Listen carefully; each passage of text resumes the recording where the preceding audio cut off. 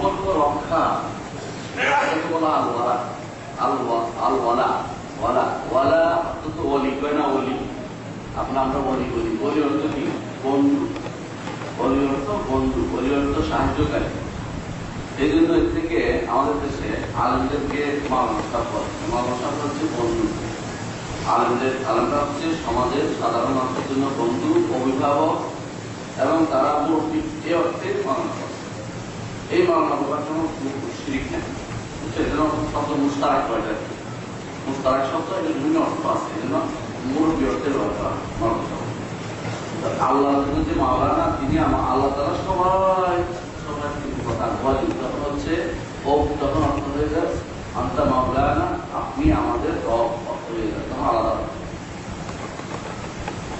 আল্লাহ মুমিনদের বন্ধু। আল্লাহ নিজে বলছে আল্লাহ ওয়ালিউল্লাযিনা আমানু, তাই না? মুমিনদের বন্ধু। একটা সাইড দুনিয়াতে আমাদের মনে রাখতে হবে যে দুনিয়াটা বন্ধু এবং শত্রু আছে। সবাই বন্ধু নয়, আবার সবাই শত্রু নয়। কোথাও বন্ধুত্ব আছে, কোথাও শত্রুত্ব আছে, শত্রুতা আছে।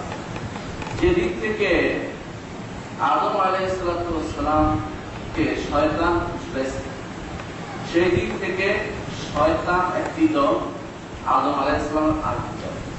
সেদিক থেকে আলাদা। মনে রাখবেন, যেদিক থেকে আদম আলাইহিস সালামকে শয়তান ফুসলালো, কি ফুসলালো? ইয়া আদম হাল আদুল্লুকা আলা শাজারাতিল খুলদি ওয়া মুলকিন লা ইয়াবলা। আদম, তোমাকে কি আমি শিখিয়ে দেবো না এমন একটি গাছের কথা জানিয়ে দেবো না, যে গাছ থেকে যদি তুমি খাইতে পারো তুমি জীবনে কোনোদিন বুড়া হবা না, মানে তুমি মৃত্যুবরণ করবে না, সেই গাছ থেকে তুমি কি খাইবে? শয়তান ফাদাল্লাহ মুহাবিবুল। শয়তান আমাদের মা হাওয়া এবং বাবা আদম দুজনকে পথভ্রষ্ট করলো, ধোঁকা দিল। ধোঁকা দেওয়ার কারণে তারা সেই গাছ থেকে খাইবে। সেই গাছ থেকে খাওয়ার পরে দুইটা দল খেয়ে গেল। একটি হচ্ছে শয়তানের দল, আরেকটি হচ্ছে আল্লাহর দল। গোষ্ঠী হয়ে গেল, দুইটা গোষ্ঠী। এক গোষ্ঠী আল্লাহর কথা মেনে চলে, আরেক গোষ্ঠী শয়তানের থেকে মানুষকে আহ্বান জানায়। আল্লাহ শয়তান তখনই বলেছিল যে লা আকুযান্না লাহুম সিরাতাকাল মুস্তাকিম, আমি তাদের সরল পথে বসে থাকবো। ওয়ালা আতিয়ান্নাহুম মিন বাইনি আইদিহিম ওয়া মিন খালফিহিম, তাদের সামনে দিয়ে আর পিছন দিয়ে আসবে। ওয়া আন আইমানিহিম ওয়া আন শামাইলিহিম, ডান দিক দিয়ে আর বাম দিক দিয়ে আসবে। ওয়ালা তাজিদু আকসারাহুম শাকিরিন, এই বিষয়ে আপনি শুকরগুজার পাবেন না। আল্লাহ চ্যালেঞ্জ করছে। আবার বলেছেন লা আহতানিকান্না যুররিয়াতাহু ইল্লা কালিলা, তার আদমের সন্তান এগুলিকে, আমাকে যেহেতু আপনি দূরে সরিয়ে দিলেন, আদমের সন্তান এগুলিকে আমি সবগুলিকে আমি পথভ্রষ্ট করে ছাড়বো। শয়তানের চ্যালেঞ্জ করছে। আল্লাহ রাব্বুল ইজ্জত বলেছেন যে ইল্লা ইবাদাক, শয়তান নিজেই আবার বলছে ইল্লা ইবাদাকা মিনুল মুখলাসিন, তবে আপনার মুখলাস বান্দা যারা খালেস করে নিয়েছেন যাদেরকে, তারা আমার ধোঁকায় পতিত হবে না। আল্লাহ আমাদেরকে সেই মুখলাস বান্দাদের অন্তর্ভুক্ত করুন, আমিন। শয়তানের এই যে প্ররোচনা, এটা দুটো দল একেবারে আগে যুগ থেকে শুরু করে এটা কিয়ামতের আগ পর্যন্ত সময় পর্যন্ত চলতে থাকবে। আল্লাহ তাকে সেই সময় পর্যন্ত সুযোগ দিয়েছে মানুষকে পরীক্ষা করার জন্য। আল্লাহ শয়তানকে রেখেছে। আল্লাহ শয়তানকে কেন রাখছে? শয়তান রাখছে ঈমান পরীক্ষা হওয়ার জন্য, মজবুত হওয়ার জন্য। পরীক্ষা যেমন পাস করলে যে আনন্দ পাওয়া যায়, এমনি এমনি ডিগ্রি পাইলে সে আনন্দ পাওয়া যায় না। পরীক্ষায় পাস করে ডিগ্রি দিতে পারবে। এই পরীক্ষায় পাস করার জন্য আমাদেরকে আগে আমাদের শত্রুকে বন্ধুকে তা জানা দরকার। শত্রুকে আর বন্ধুকে তা জানা দরকার। আল্লাহ তাআলা কোরআনে কারীমে ঘোষণা করেছেন ইন্নাশ শায়তানা লাকুম আদুউন ফাত্তাখিযুহু আদুওয়া, শয়তান তোমাদের শত্রু, তাকে শত্রু হিসেবে গ্রহণ করো। এটা আল্লাহ তাআলা বলে দিয়েছেন। শয়তান ইন্নামা ইয়াদউ হিজবাহু লিয়াকুনু মিন আসহাবিন নার, তার দলের লোকেরা তোমাদেরকে ডাকে যাতে তোমরা জাহান্নামবাসী হও, জাহান্নামবাসী হও। এইভাবে শয়তান ডাকতে ডাকতে আদম আলাইহিস সালামের সন্তান কাবিলকে পথভ্রষ্ট করলো, কিন্তু কাফের নয়, পথভ্রষ্ট করলো, সঠিক পথ থেকে দূরে সরিয়ে দিল। কিরকম? ভাইকে হত্যা করলো। প্রথম হত্যার প্ররোচনা দিল শয়তান, পথ দেখাইল হত্যার দিকে মানুষকে, প্রথম পথ দেখাইল কে? শয়তান। এই জন্য কিয়ামত পর্যন্ত যত মানুষ হত্যা হবে, তত মানুষের একটা অংশ কার উপর পড়বে? প্রথম আদম সন্তানের দোষ তার উপর পড়বে। এইভাবে তারাই শয়তান নতুন নতুন পদ্ধতি আবিষ্কার করে নতুন নতুন পথে মানুষকে পথভ্রষ্টতার দিকে নিয়ে যায়। আল্লাহ তাআলা আদম আলাইহিস সালামকে নবী হিসেবে পাঠিয়েছেন তার সন্তানদের জন্য। নবী এবং রাসূলের মধ্যে বড় আসল পার্থক্য হচ্ছে এটা, নবী প্রেরিত হবেন ইমানদার কওমকে সঠিক পথে পরিচালনা করার জন্য, আর রাসূল ইমানদার কাফের উভয় কওমের দিকে প্রেরিত, অর্থাৎ ব্যাপক। এটা হচ্ছে সঠিক পার্থক্য। আদম আলাইহিস সালাম নবী ছিলেন, তারপরে 10 প্রজন্ম নবুয়ত করছিলেন, 10 প্রজন্ম নবুয়তের নিয়মগুলো চলছে। পুরাই কথা হচ্ছে আলাদা কথা, কিন্তু কেউ শিরিক করেননি। ইবনে আব্বাস রাদিয়াল্লাহু বলেছেন যে কানা বাইনা আদম ও নূহ আশরাতুল কুরুন কুল্লুহুম আলাল ইসলাম। আদম এবং নূহের মাঝখানে 10 প্রজন্ম ছিল, প্রত্যেকেই ইসলামের উপর ছিল। 10 প্রজন্ম। তখনকার দিনে আদম আলাইহিস সালামের বয়স ছিল 1000 বছর, হ্যাঁ, নূহ আলাইহিস সালামের বয়স ছিল 1000 বছর।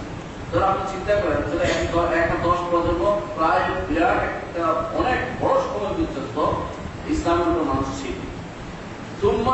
তারপর কি হলো, শয়তান মানুষকে পথভ্রষ্ট করলো, শয়তান মানুষকে পথ থেকে দূরে সরিয়ে দিল।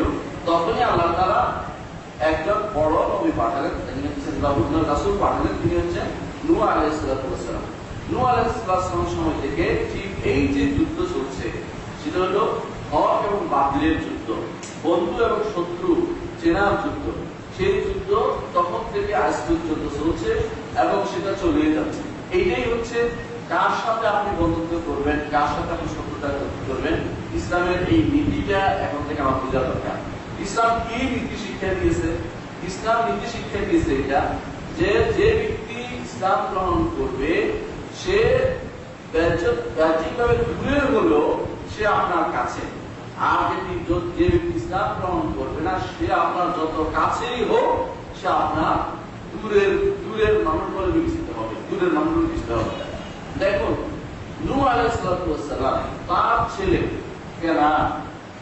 কেনা যখন ডুবে পড়তেছে, ঈমান আনে নাই, ঈমান না আনার কারণে আল্লাহ তাআলা ঘোষণা করলেন ডুবে পড়তেছে, সে আল্লাহ তাআলা ডাকলেন যে আল্লাহ আমার ছেলে ডুবে পড়তেছে, আমার পরিবারের একজন, যদি আমার পরিবারের একজন ডুবে মারা যায় এর অর্থ হচ্ছে আমার পরিবার শেষ হয়ে করে যাচ্ছে। আপনি তো বলেছেন আমার পরিবার না যা দিবেন, সেটা ডুবে যাচ্ছে। আল্লাহ তাআলা তখন ঘোষণা করলেন যদিও সন্তান তাহলে তোমার পরিবারভুক্ত না, যদি পরিবারভুক্ত কারা? ইমানদারের পরিবার, যত দূরেই হোক না কেন। এই জন্য আর মুহাম্মদ সাল্লাল্লাহু আলাইহি ওয়াসাল্লাম পরিবারভুক্ত বলতে বুঝাবে কিয়ামত পর্যন্ত যত মানুষ ঈমান আনবে তারা সবাই মুহাম্মদ সাল্লাল্লাহু আলাইহি ওয়াসাল্লামের পরিবারভুক্ত। আর যদি নবী পরিবারের কেউ কাফের হয়ে যায়, আল্লাহ না করুক, তাহলে সেও কেউ মুহাম্মদ সাল্লাল্লাহু আলাইহি ওয়াসাল্লামের পরিবারভুক্ত থাকবে না। আমার পরিবার যদি কেউ কাফের হয় সে আমার পরিবারভুক্ত না, হ্যাঁ, তাকে আলাদা করে দিতে হবে। কিন্তু ঈমানের দাবি হচ্ছে এটা, আল হুব্বু ফিল্লাহ ওয়াল বুগদু ফিল্লাহ। মহব্বত করতে হবে আল্লাহর জন্য, আল্লাহর জন্য ভালোবাসতে হবে, আর শত্রুতা করতে হবে আল্লাহর জন্য। দেখেন, মুহাম্মদ রাসূলুল্লাহ সাল্লাল্লাহু আলাইহি ওয়াসাল্লামের চাচা ছিলেন আবু লাহাব। অনেকে আমরা আবু জাহালকে চাচা বলি, আবু জাহাল আপন চাচা ছিলেন, হ্যাঁ, আবু লাহাব হচ্ছে আপন চাচা। চাচা আবু লাহাব, মুহাম্মদ সাল্লাল্লাহু আলাইহি ওয়াসাল্লাম এক সাহাবী বলতেছেন আমি মক্কায় আসছি হজ করতে, তখনকার জাহিলিয়াতের কথা শোনা হচ্ছে। দেখলাম যে এক লোক বলতেছে আইয়ুহান নাস কুলু লা ইলাহা ইল্লাল্লাহ তুফলিহু, হে মানব সম্প্রদায় তোমরা লা ইলাহা ইল্লাল্লাহ বলো, তোমরা সফল কাম হবে। আর পিছন থেকে এক লোক পাথর মারতেছে, বলছে মিথ্যাবাদী মিথ্যাবাদী, শুনো না মিথ্যাবাদী। তো আমরা তো আরো বেশি আগ্রহী হলাম যে এটা কে, কি ঘটনাটাকে শুনতে চাই। মানুষ সাধারণত কোনো একটা ঘটনা ঘটলে কি ঘটনা এটা শুনতে চাই, আমরা তাড়াতাড়ি করে গেলাম, বললাম যে এটা কি আর ওটা কি, বলে এগুলো বাদ দিতে হলো চাষা। কি হয়, এটাকে নবুয়ত নদী দিয়েছে আর এর বংশের বড় সদা হচ্ছে বিশ্বাস করে না। তো শুনতে পারতো কি বলি, তখন তারা কাছে যেয়ে শুনে তারা ঈমান আনলো, আর আবুরা চাষা হয়ে ঈমান আনলো না। আল্লাহ তাআলা তার বিরুদ্ধে আয়াত নাযিল করলেন, তাব্বাত ইয়াদা আবি লাহাব ওয়া তাব। রাসূলের চাষা হয়ে লাভ নেই, মা আনহু মালুহু ওয়া মা কাসাব, তার সম্পদ কোনো কাজে দেয়নি, তাদেরকে কোনো কাজে দিবে না। এইটাই হচ্ছে মা আনহু মা কাসাব সায়াসলা নারান যাতা লাহাব, সে আগুন জাহান্নামে চলে। অথচ দূরে অনেক দূরের দেশে বসবাসকারী যারা আসছে, মুসাব ইবনে উমাইর রাদিয়াল্লাহু আনহু, তারপরে যারা ছিল সুহাইব আর রুম দেশ থেকে আসছে, বেলাল রাদিয়াল্লাহু আনহু আসছে, এইভাবে যারা দূরের কাছের দূর থেকে যারা আসছে তারা ঈমান আনছে তারা রাসূলের সবচেয়ে কাছের মানুষ হয়ে গেছে। আর যারা রাসূলের কাছের মানুষ ছিল তারা দূর হয়ে গেছে। মক্কাবাসীরা রাসূলের পুত্র লোকেরা ঈমান আনে নাই। রাসূল মদিনায় সেই 400 কিলোমিটার দূরে লোকেরা ঈমান আনছে, বায়াত আকাবা শপথ করেছে রাসূল হাতে, তারা সবচেয়ে কাছের মানুষ হয়ে গেছে। কেন? ঈমানের কারণে। ঈমানের কারণে বোঝা গেল যে একটি গোষ্ঠী বন্ধু হয় আর একটি গোষ্ঠী শত্রু হয়। এটা রাখতেই হবে, এইটা না হলে ঈমান ঠিক থাকবে না। কেউ যদি মনে করেন আমি ঈমান আনছি ঠিক, তবে আমার বউ কাফের থাকতে পারে, ওই বেলার ঈমান আনা হয়নি, কারণ ঈমান আনা হয়নি। এই ঘোষণা দিয়ে দিয়েছেন একেবারে নূহ আলাইহিস সালাম বলে দিয়েছেন, যখন আল্লাহ তাআলা ঘোষণা দিলেন ইন্নাহু লাইসা মিন আহলিকা, হে তোমার পরিবারভুক্ত লোক নয়, তুমি তাকে পরিবারভুক্ত বানাতে চেষ্টা করো না। রাব্বি ইন্নী আসআলুকা আন হে রব ইন্নী আউযু বিকা আসআলুকা মা লাইসা লি বিহি, এমন কিছু থেকে আশ্রয় চাচ্ছি হে রব যেটা আমার জ্ঞান নাই, আমি ভুল করে বলেছি, আমাকে মাফ করে দিন। হয়ে গেছে, আল্লাহ তাআলা মাফ করে দিলেন। ইব্রাহিম আলাইহিস সালাম তার পিতা, জন্মদাতা পিতা আযার, কোরআন হাদিস অনুসারে তার নাম আযার, বেশ সুন্দর। তার এক যে ঐতিহাসিকরা বলে আমরা বলি দুই নাম থাকতে পারে, কিন্তু আযার, কোরআন হাদিস অনুসারে তার নাম হচ্ছে আযার। আযার কি বলেছে যে তিনি বলতেছেন ইয়া আবাতি লিমা তাসমাউ লিমা তা'বুদু মা লা ইয়াসমাউ ওয়া লা ইউবসিরু ওয়া লা ইউবসিরু ওয়া লা ইউগনি আনকা শাইআ, হে পিতা আপনি কেন ইবাদত করেন এমন একটি জিনিস শুনে না, দেখে না, কথা বলতে পারে না, আপনার কোনো কাজে লাগে না, এর কেন ইবাদত করতেছেন?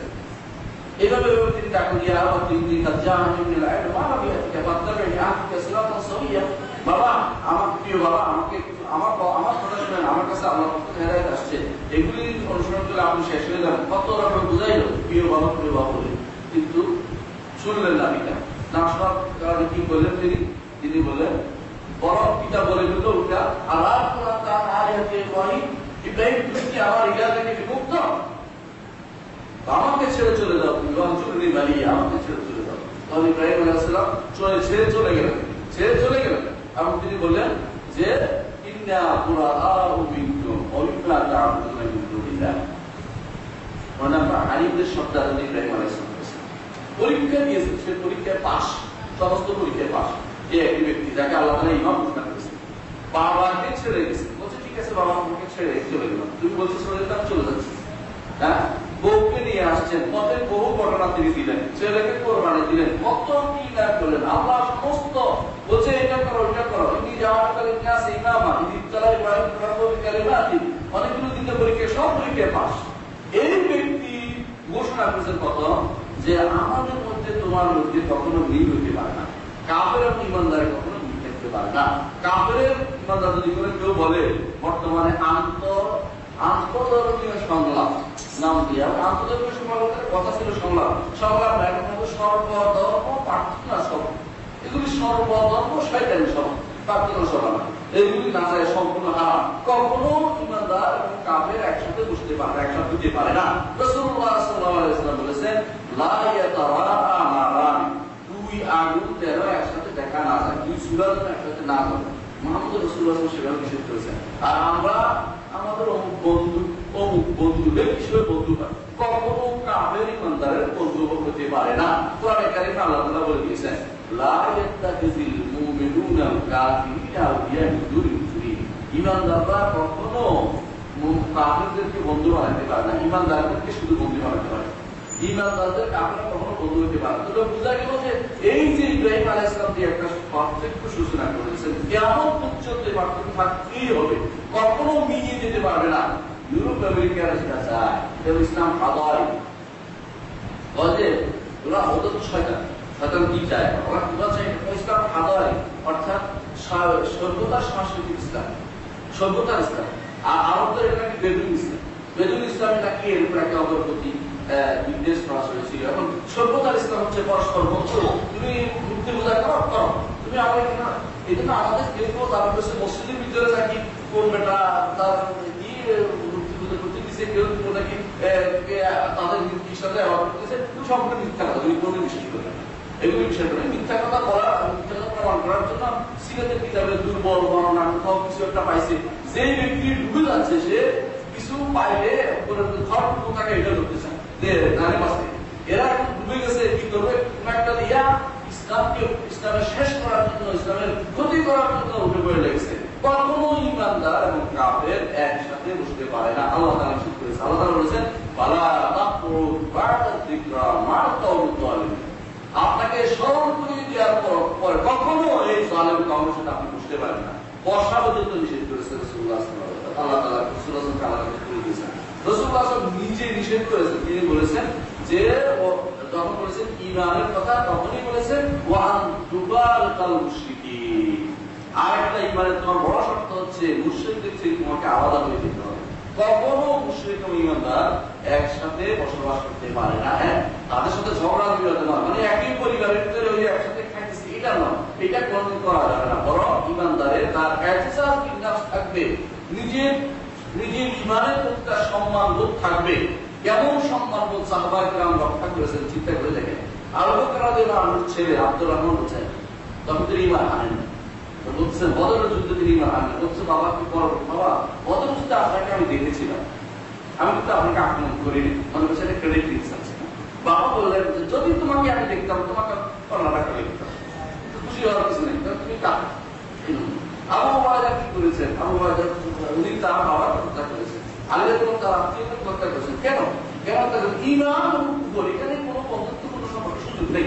হ্যাঁ, বন্ধুত্বপূর্ণ সম্পর্ক দুনিয়া বেচা কিনা চলবে, দুনিয়ার বেচা কিনা চলবে, দুনিয়ার লেনদেন চলবে, কোনো সমস্যা নাই। কিন্তু কাফের এবং ইমানদার অমুক আছে আমার বন্ধু হবে, ন ইমানদার আমার বন্ধু হতে পারে, কাফের কখনো ইমানদারের বন্ধু হতে পারে না। আল্লাহ তাআলা নিষেধ করে দিয়েছেন, এটা হয় না। ওয়ালান তারদা আনকাল ইয়াহুদ ওয়ালান নাসারা হাত্তা তাত্তাবি'a মিল্লাতাহুম। ইহুদি নাসারা কখনো আপনার উপর সন্তুষ্ট হবে না যতক্ষণ না আপনি তাদের মিল্লাতের অনুসারী হয়ে যান। ওরা চাচ্ছে ওদের মতো আমরা হয়ে যেতে, আমরা এটা হতে পারি না। কারণ কোরআনে কারিমে আল্লাহ তাআলা বলেছেন, ওয়ালা তালবিসুল হাক্কা বিল বাতিল। বাতিল এবং হককে একসাথে মিশিয়ে ফেলো না, কখনো সেটা হতে পারে না, বলা যায় না। বাতিল আলাদা থাকবে, হক আলাদা থাকবে। আচ্ছা, দুধ আর মুখ কেউ একসাথে হতে পারে, বলে যে দুধ আর মুখ থাক একসাথে থাকবে ঠান্ডার ভিতরে, কেউ খাবে সেটা বন্ধ করতে হবে, কেউ খাবে না। এই জন্য মনে রাখবেন, ওয়ালা এবং বারা ইসলামের একটা মৌলিক নীতি। যেই ব্যক্তি বন্ধু এবং শত্রু চিন্তা ভুল করে সেই ব্যক্তির ঈমান ঠিকানা নাকি। আপনি যখনই কোনো কিছু নিয়ে আসবে আর চিন্তা করবেন যে ঈমানি দায়িত্ব থেকে আসছে না ব্যক্তিগত প্রয়োজনে আসছে। দেখবেন হয়তো ব্যক্তিগত প্রয়োজনে আপনাকে কষ্ট করতেছে, ক্ষতিগ্রস্ত করতেছে, আপনার নামে নাম, মুসলমান নামে নাম, মুসলিম নাম অনেক ভর্তি, এরাই আপনাকে ক্ষতিগ্রস্ত করার দিকে নিয়ে যাচ্ছে। এরা আসলে সত্যিকার অর্থে মুসলিম নয়, এরা মুনাফিক হয়ে গেছে, এরা অনেকে কাফের হয়ে গেছে, এরা অনেকে মুশরিক হয়ে গেছে, এরা এখন আপনাকে দিক থেকে দূরে সরিয়ে দিচ্ছে। সুতরাং ঈমানদার, রাসূলুল্লাহ সাল্লাল্লাহু আলাইহি ওয়াসাল্লাম বলেছেন, লা ইয়াকুল তাআমকা ইল্লা তাক, পরিষ্কার মানুষ ছাড়া তোমার খাবার যেন কেউ না খায়। কেন বলেছে? কারণ সাধারণ পরিষ্কারটা পাচ্ছে না, তুমি আমার নিজেকে দেওয়ার কষ্ট করছো না। সাধারণ দান সৎকা আপনি সবাইকে করতে পারেন। একজন আল্লাহর বান্দা, যারা আল্লাহ তাআলা দুনিয়াতে যারা আছে, সাধারণ প্রাণীকে দিলেও সওয়াব হয়, এটা আলাদা কথা। কিন্তু ঈমানদারের গুরুত্ব সবচেয়ে বেশি, ঈমানদারের গুরুত্ব সবচেয়ে বেশি। দেখুন, মুহাম্মদ রাসূলুল্লাহ সাল্লাল্লাহু আলাইহি ওয়াসাল্লাম যখন ঈমানের দাবি নিয়ে আসছে, দূরের মানুষগুলি কাছে আসে, আর কাছের মানুষগুলো দূরে সরে গেছে, কোনো গতি হয় না ইসলামে। রাসূলুল্লাহ সাল্লাল্লাহু আলাইহি ওয়াসাল্লাম এটা বলেন নাই, তারা তো প্রস্তাব নিয়ে আসছে। কি প্রস্তাব নিয়ে আসছে? এক বছর আপনি আমাদের মূর্তির ইবাদত করুন, আরেক বছর আমরা আপনার আল্লাহর ইবাদত করব। না, আল্লাহ তাআলা এটা ঘোষণা, এটা মানেন না, বলছেন লা আ'বুদু মা তা'বুদুন, আমি কখনো ইবাদত করব না, তোমরা যেটা ইবাদত করো এটা ইবাদত করো। কি ইবাদত করে তারা? তাদের মূর্তিরা মানা করেছে, মূর্তি ইবাদত করে, আমরা সেটা ইবাদত করতে পারি না। যে ব্যক্তি সর্বসত্তা মহাসভা আয়োজন করেছে, তাকে জিজ্ঞাসা করা উচিত একসাথে বসে আপনার লাভটা কি। ও তো দোয়া করতেছে ওর এর কাছে, দুর্গার কাছে, মা দুর্গার কাছে, আপনি দোয়া আল্লাহর কাছে, উপরের দিকে আসল যিনি আছেন তার কাছে। আর ওই খ্রিস্টান বেটা দোয়া করতেছে কার কাছে? যিশুর কাছে। হ্যাঁ, ইহুদি বেটা ততক্ষণ দোয়া করে জায়গায় এসে নিজের দিকে হাত দিয়ে বসে রয়েছে। এক এক জনের এক এক অবস্থা আছে, আপনি এর মধ্যে কি পাইবেন? এটা মধ্যে কি আর কি আনন্দ আছে? এইটা আসলে ভুল থিওরি যে এটা দিচ্ছে, এরা ইসলামকে নষ্ট করার জন্য দিচ্ছে। এই জন্য পাশ্চাত্য চায় আমাদের মধ্যে ইসলাম, এটা চায় যে এরকম হয়ে যায়। ওয়াদু লাউ তাকুনা কামা কাফার, তারা যেরকম কাফের হয়েছে তোমরা এরকম কাফের হয়ে যাবে, এটা চায়। কখনো এই জন্য মনে রাখতে হবে, কখনো ঈমানদার এবং কাফের এই জাতীয় বন্ধু হতে পারে না। হ্যাঁ, তাদের মধ্যে দুনিয়াবি পেশা কেনা সম্পর্ক চলতে থাকতে পারে, এতে কোনো সমস্যা নেই। দুনিয়াবি কোনো লেনদেনের কোনো নিষেধাজ্ঞা শরীর দেয়নি, কিন্তু যেখানে ইসলামকে স্পর্শ করবে এই জাতীয় কোনো কিছু ইসলামে তাদের চলতে পারে না। হ্যাঁ, এখানে 3 ধরনের বন্ধুত্ব সম্পর্ক আছে। একটা হচ্ছে পরস্পর বন্ধুত্ব। ইমানদার, খাঁটি ইমানদারের সাথে আপনার সম্পর্ক কেমন হবে? খাঁটি ইমানদারের সাথে আপনার সম্পর্ক হবে একেবারে খাঁটি বন্ধুত্ব। মুহাম্মদ রাসূলুল্লাহ সাল্লাল্লাহু আলাইহি ওয়াসাল্লামের সাথে সাহাবায়ে কেরামের যে সম্পর্ক ছিল, এটা ছিল খাঁটি বন্ধুত্ব। আল্লাহ তাআলা যখন বলে দিয়েছে, ওয়াল্লাযীনা আমানু বা'দুহুম আউলিয়াউ বা'দ, যারা ঈমান এনেছে তারা একে অপরের বন্ধু, ওয়ালি, একে অপরের বন্ধু। আর যারা ওয়াল্লাযীনা কাফারু বা'দুহুম আউলিয়াউ বা'দ, আর কাফের যারা, তারা একে অপরের বন্ধু। আল্লাহ তাআলা বলছে, ইল্লা তাফআলুহু তাকুন ফিতনাতুন ফিল আরদি, যদি এইটা না করো, যদি আলাদা না করো, ঈমানদারদেরকে বন্ধু না বানাও, কাফেরদেরকে কাফেরদের বন্ধু হিসেবে স্বীকৃতি না দাও, দুনিয়ার বুকে ফিতনা তৈরি হবে। ফিতনা অর্থ এমন ফিতনা হবে যে ফিতনা ঈমানদার কাফের সমান হয়ে যাবে। এখন দেখেন পৃথিবীর অনেক জায়গাতে বসে ঈমানদার কাফের চেনার জন্য মাঝে মধ্যে সালাম দিতে ভয় পায়। এটা সালাম তো দিলাম, ঈমানদার কিনা কেমন বুঝবেন আপনি বলেন তো? কাপড় উল্টানো সালাম করবে, এমন কঠিন অবস্থা হয়ে যাবে। এই জাতীয় অবস্থা, কারণ ঈমানদার কাপড় অবস্থা মিলানো খুব কঠিন হয়ে পড়ছে। ঈমানদাররা এখন কাপড়ের সুরত সিরত সবকিছু গ্রহণ করে নিয়েছে। গুলোর টুপিও মাথা দেয় না, কিন্তু তারা তো ইমানের মধ্যে আসসালামু আলাইকুম সুযোগ পায়। ঈমানদাররা দিলে একটা কাপড়ে দিলাম, সে জবাবও দেয় না অনেক সময়, তাদের মনে কষ্ট থাকতে হয়।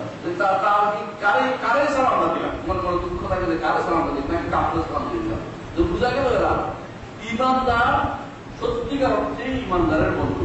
এতে কোনো একজন ঈমান যে সত্যিকার নামাজে যে আসে, সালাত আদায় করে, 505 ওয়াক্ত সালাত আদায় করছে, যে আল্লাহর হুকুম আহকামে সেটা যেভাবে মেনে চলতেছে, সে আপনার পূর্ণওয়ালা হওয়ার যোগ্য, পূর্ণ বন্ধুত্ব পাবে। কিভাবে পূর্ণ বন্ধুত্ব পাবে? তাকে আপনি একেবারে নিরঙ্কুশ ভাবে আপনি তাকে বন্ধু হিসেবে গ্রহণ করবেন, তাকে আপনি নিরঙ্কুশ ভাবে ভালোবাসবেন, তাকে আপনি নিরঙ্কুশ ভাবে কোন রকমের বাদশাহ রাখবেন না যে এই আমার আসল বন্ধু। মনে রাখবেন, ঈমানদাররা এর জন্য ঈমানদারের বন্ধু। আল্লাহ তাআলা সেটা করতে হবে। দেখেন মুহাম্মদ রাসূলুল্লাহ সাল্লাল্লাহু আলাইহি ওয়াসাল্লাম সাহাবীরা হিজরত করে গেছে মক্কা থেকে মদিনা, ঠিক না? মক্কা থেকে মদিনা যখন হিজরত করে গেছে, তখন কেমনি কিভাবে গ্রহণ করে নিয়েছে? মদিনার আনসাররা তাদেরকে এমন ভাবে গ্রহণ করে নিয়েছে, বিরত গ্রহণ করেছে একমাত্র একটাই দাবি, ঈমানের দাবি, ঈমানের ওয়া ঈমানি, ঈমানি পাত্রিত্ব, যে আমার ঈমানি ঈমানদার ভাই। হ্যাঁ, দলীয় ভাই না, অনেক দলের ভাই তৈরি হয়েছে, এটা না, দলের ভাই যেন উদ্দেশ্য না হয়, দলের ভাইরা শেষ করে দিল ইসলাম। দলের ভাই যেন না, ঈমানি ভাই যেন, প্রত্যেক ঈমানদার মানুষ সে আমার ওয়ালা পরিপূর্ণ বন্ধুত্ব পাওয়ার জন্য। এটা একটা গোষ্ঠী। আরেক গোষ্ঠী হচ্ছে পরিপূর্ণ শত্রুতা হওয়ার জন্য, মানে সে আসলে আমার শত্রু। ইন্নাল কাফিরিনা লাকুম আদুওয়ান, ইন্নাল কাফিরিনা আদুউম মুবিন, কাফেররা হচ্ছে তোমাদের জন্য সুস্পষ্ট শত্রু। আল্লাহ কোরআনে বলে দিয়েছেন, কাফেররা শত্রু যদি বলে সে বন্ধু, শত্রু কাফের। এই কাফের আমি শত্রু বলে অর্থ মেরে ফেলা না, মানে আপনি তাকে অন্তরঙ্গ বন্ধু হিসেবে নিতে পারবেন না, তাকে আক্রমণ করার কথা বলছি না, কিন্তু কখনো কোন কাফের ঈমানদারের অন্তরঙ্গ বন্ধু হতে পারবে না, তাকে শত্রুই কেন করতে হবে? কাফের কি শত্রু? মুহাম্মদ রাসূলুল্লাহ সাল্লাল্লাহু আলাইহি ওয়াসাল্লাম যুদ্ধ কেন করছে বলেন তো? কাফের হওয়ার কারণে যুদ্ধটা করছে। বদরের যুদ্ধ কেন হচ্ছে? কাফের হওয়ার কারণে যুদ্ধ হচ্ছে। উহুদের যুদ্ধ, খন্দকের যুদ্ধ, ইয়ারমুকের যুদ্ধ, সাহাবায়ে কেরাম কেন যুদ্ধ করেছে? এত দুনিয়ার যুদ্ধ কেন হয়েছে? সব কুফরির কারণে হয়েছে। যদি বন্ধুই হয়ে যায়, যুদ্ধ হবে কি? কি জন্য যুদ্ধ হইতো? যদি বন্ধু হইতো, আমার নবী মুহাম্মদ রাসূলুল্লাহ সাল্লাল্লাহু আলাইহি ওয়াসাল্লামের দাঁড় পড়ে যাওয়ার দরকার ছিল না। যদি বন্ধু হইতো, আমার নবীর রক্তাক্ত শরীরে আসার দরকার ছিল না, তায়েফের ময়দানে কষ্ট পাওয়ার দরকার ছিল না আমার নবী। তো বন্ধু হয়তো কাফের কখনো ঈমানদারের বন্ধু বলার সুযোগ নেই। সুতরাং ঈমানদার, খাঁটি ঈমানদারের স্পেশাল বন্ধু হবে, এতে কোন রকমের দ্বিধা করার সুযোগ নাই। আর কাফেররা শত্রু হবে, এতেও দ্বিধা করার কোনো সুযোগ নেই। বাকি রইবে একটা গোষ্ঠী, সেটা কি? ঈমানদার মানুষ তবে গুনাহগার, ঈমানদার মানুষ তবে গুনাহগার, 3 নম্বর মানুষ। এরা আপনার কি যতটুকু ঈমান আছে ততটুকু সে আপনার বন্ধুত্বে পাবে। গুনাহ কতটুকু এটুকু আপনি তাকে ভালোবাসবেন না, কিন্তু ঈমানদারকে ছেড়ে চলে যাবেন না, ঈমানদার ভাইকে একবারে ছেড়ে চলে যাবেন না। তাকে আপনি শাস্তি দেন, তাকে আপনি প্রহার করেন, তাকে আপনি আবার তাকে বুঝিয়ে শুনে ওয়াজ নসিহত করে তাকে আমার দিনের দিকে ফিরে নিয়ে আসেন, কিন্তু তাকে একবারে ছেড়ে চলে যাবে না। একটা ঘটনা শুনেন, রাসূলুল্লাহ সাল্লাল্লাহু আলাইহি ওয়াসাল্লামের যুগে এক লোকে শুধু মদ, শুধু কি খাইছে? মদ খাইছে। প্রথমবার ধরা পড়ছে তাকে সাপোর্ট করতেছে, সাপোর্ট করতেছে। দ্বিতীয়বার আবার পাইছে তাকে সাপোর্ট করতেছে। তৃতীয়বার আবার পাইছে, তারাও মারতে আরম্ভ করেছে, 100-150 টাকা দিচ্ছে। এক ব্যক্তি হঠাৎ করে লাভ করে বলল, আল্লাহ লানত হোক, কতবার মদ খায়? রাসূলুল্লাহ সাল্লাল্লাহু আলাইহি ওয়াসাল্লাম বলেছেন, তুই এটা ভুল করেছিস, এটা বলতে পারবো না। লা তাসফু আলাইহি, তার সাধারণ পক্ষে দিও না, তাকে সাধারণ পক্ষে তুমি দিয়ে দিও না। তুমি বদয়া করতে সাধারণ পক্ষে চলে যাবে না, বদয়া করতেছে কি? ইন্নাহু ইউহিব্বুল্লাহ ওয়া রাসূলুহু, আল্লাহ রাসূলকে ভালোবাসে, ভুল করছে। ঈমানদার আপনি ভুল হতে পারে না, ঈমানদার ভুল করতে পারে না, তাকে তুমি একবারে ছেড়ে দিতে পারো।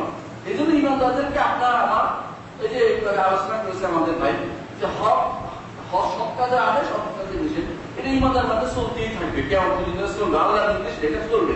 এই উম্মতকে বের করা হয়েছে, এই দায়িত্ব এই উম্মতের প্রত্যেকটি মানুষের দায়িত্ব। কিন্তু তাই বলে মানে তার কতটুকু ভালোবাসা, তার কতটুকু ঈমান আছে, ততটুকু আপনার ভালোবাসা তার জন্য রাখবেন। আর যেটুকু ঈমান নাই, যে তার এই সমস্যা হচ্ছে, ঈমান কমতি হয়েছে কোনো কারণে, ক্ষতি হয়েছে, তার ঈমানের মধ্যে কমতি হয়ে গেছে, তার অন্যায় করছে, গুনাহ করছে, অপরাধ করে যাচ্ছে, সেটুকু ওইটা ভালোবাসবেন না, কিন্তু লোকটাকে ভালোবাসবেন, এই জন্য তাকে নসিহত করবেন, নসিহত করে তাকে দ্বীনের দিকে আনার চেষ্টা করবেন। ইসলামের শাস্তিগুলোর একটা বড় একমত হচ্ছে, রহস্য হচ্ছে এটা, ইসলামের শাস্তিগুলো মানুষকে মেরে ফেলার জন্য না, কি জন্য? তাকে পবিত্র করার জন্য।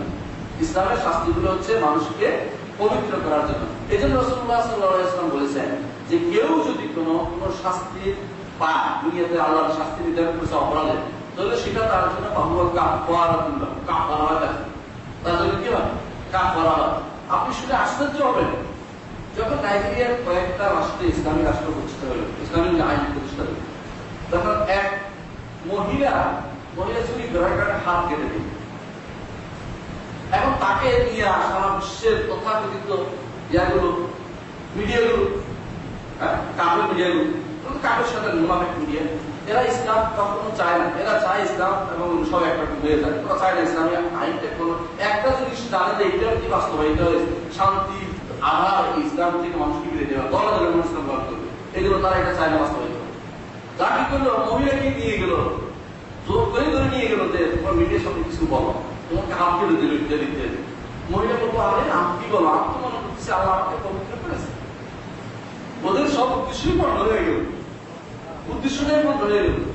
মুহাম্মদ রাসূলুল্লাহ সাল্লাল্লাহু আলাইহি ওয়াসাল্লাম, আপনার সেই ঘটনা মনে আছে, এক মহিলা তার সন্তানকে নিয়ে আসলো, আসলে ইয়া রাসূলুল্লাহ, তাদের সন্তান নিয়ে আসলে বেড়ে বাচ্চা নিয়ে আসছে, আপনাকে যেমন পবিত্র করা সম্ভব না, বাচ্চা দেবো, বাচ্চা বেড়েছে, আবার আসছে মহিলা, আসলে ইয়া রাসূলুল্লাহ আমাকে পবিত্র করে দিন। পবিত্র কি?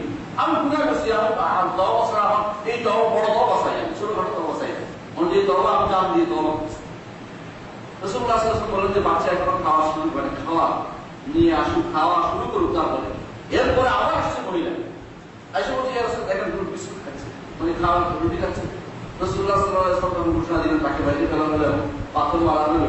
যখন খুব আর করতেছে, তখন একজন চিৎকার করে বলো, তার গায়ে রক্ত উঠছে, কি মহিলা এই কিছু বলে, এমন তওবা করেছে মহিলা, কিছু বলে না, এই মহিলা এমন তওবা করেছে। এই তওবা যদি কোনো ভ্রমণ করে দেওয়া হতো পুরো উপত্যকার মানুষ সবাই তওবা করবে। ইসলাম এই যে মানুষকে পবিত্র করার ঘোষণা দিয়েছে, শাস্তি দিয়ে, সেটা কোনো শাস্তির উদ্দেশ্য না, উদ্দেশ্য তাকে পবিত্র করবে, এটার উদ্দেশ্য। কিন্তু ওই বিরুদ্ধ লোকেরা তাদেরকে শাস্তি দেয়, শাস্তি দেওয়ার বিরুদ্ধে অথবা ক্ষতিগ্রস্ত করা নিতে। যে বেটা চুরি করতো, এই বেটা জেলে থেকে বেড়ে আসে, কি হয় জানেন? টাকা টাকা আর একটা বড় কিছু করে। অথচ দেখেন, আমি নিজে দেখেছি সৌদি আরবের বিভিন্ন জেলখানাতে একটা লোক ঢুকছে, কোরআন হাফেজ হয়ে বের হয়েছে, কোরআন হাফেজ হয়ে বের হয়েছে। কারণ তারা সেখানে এমন পরিবেশ পায়, সেখানে দিন শিক্ষা সারাক্ষণ তাকে আর দিন সম্পর্কে আলোচনা করা হচ্ছে, এইভাবে তাকে সঠিক পদ্ধতি নিয়ে আসা হচ্ছে। আলহামদুলিল্লাহ, ইমানদারের জন্য একটা অংশ হবে, মনে রাখবেন, ইমানদারের দায়িত্ব হবে এটা, কখনো সে আরেক মুসলিম ভাইকে একেবারে পরিত্যাগ করে চলে যাবে না।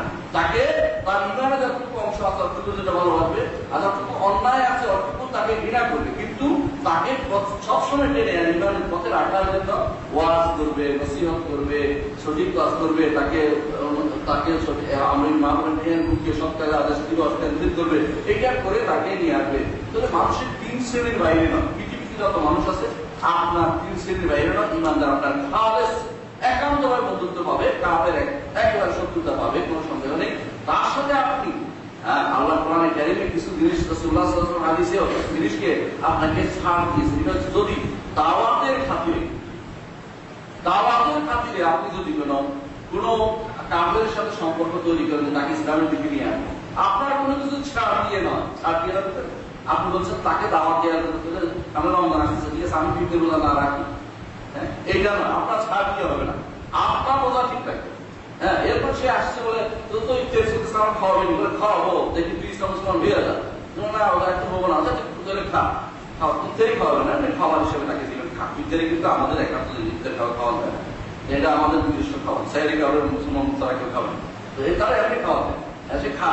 আস্তে আস্তে সে যদি আসে, ঠিক আছে, আমার একটু সাহায্য করবে, এটা নিয়ে আমার কোনো কিছু ছাড় সে পাবে না। কাপের জন্য আমার 1 ইঞ্চি ছাড়ও দিব না, আমার যেটুকু আছে আমার একটু ছাড় দেবো না, কিন্তু আমার ছাড় না দিয়ে তার সাথে সুন্দর ব্যবহার করে যদি ইসলামে নিয়ে আসতে পারি, তো এটা কিন্তু জায়েজ আছে শরীয়তে। মুহাম্মদ রাসূলুল্লাহ সাল্লাল্লাহু আলাইহি ওয়াসাল্লাম সেটা করেছেন, সাহাবায়ে কেরাম সেটা করেছেন, অনেক জায়গাতে তাদের চারিত্রিক বৈশিষ্ট্যের কারণে ইসলাম গ্রহণ করেছে।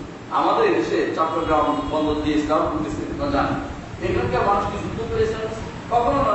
তাদের ভাষা ব্যবহার করতে ভালো পাইছে বলতে এত ভালো, এদের মতো হই আমরা, এদের মতো হয়ে চলেছে। সুতরাং আমাদের ব্যবহারে যদি কেউ আমাদের অনুরক্ত হয়ে পড়ে, আলহামদুলিল্লাহ, তাদের সাথে খারাপ ব্যবহার করতে ইসলাম বলে না। আল্লাহ নিষেধ করেছে এটা, লা ইয়ানহাকুমুল্লাহু আনিল্লাযিনা লাম তুকাতিলুহুম ফিদ-দীন, যারা তোমাদের সাথে যুদ্ধে লিপ্ত হয় না, মারামারি হানাহানি লিপ্ত হয় না, তাদের সাথে তোমাদের কথাবার্তা হবে, সুন্দর ব্যবহার হবে, এটা আল্লাহ তাআলা নিষেধ করে না। কিন্তু অন্তরঙ্গ বন্ধু নয়, অন্তরঙ্গ বন্ধু হবে সেদিন যেদিন সে আশহাদু আল্লা ইলাহা ইল্লাল্লাহ ওয়া আশহাদু আন্না মুহাম্মাদার রাসূলুল্লাহ এই কলেমার পরিপূর্ণ বিশ্বাসী হবে, সেদিন তো অন্তরঙ্গ বন্ধু হবে। আরেকটি দৃষ্টি আছে মুসলিমদের মধ্যে,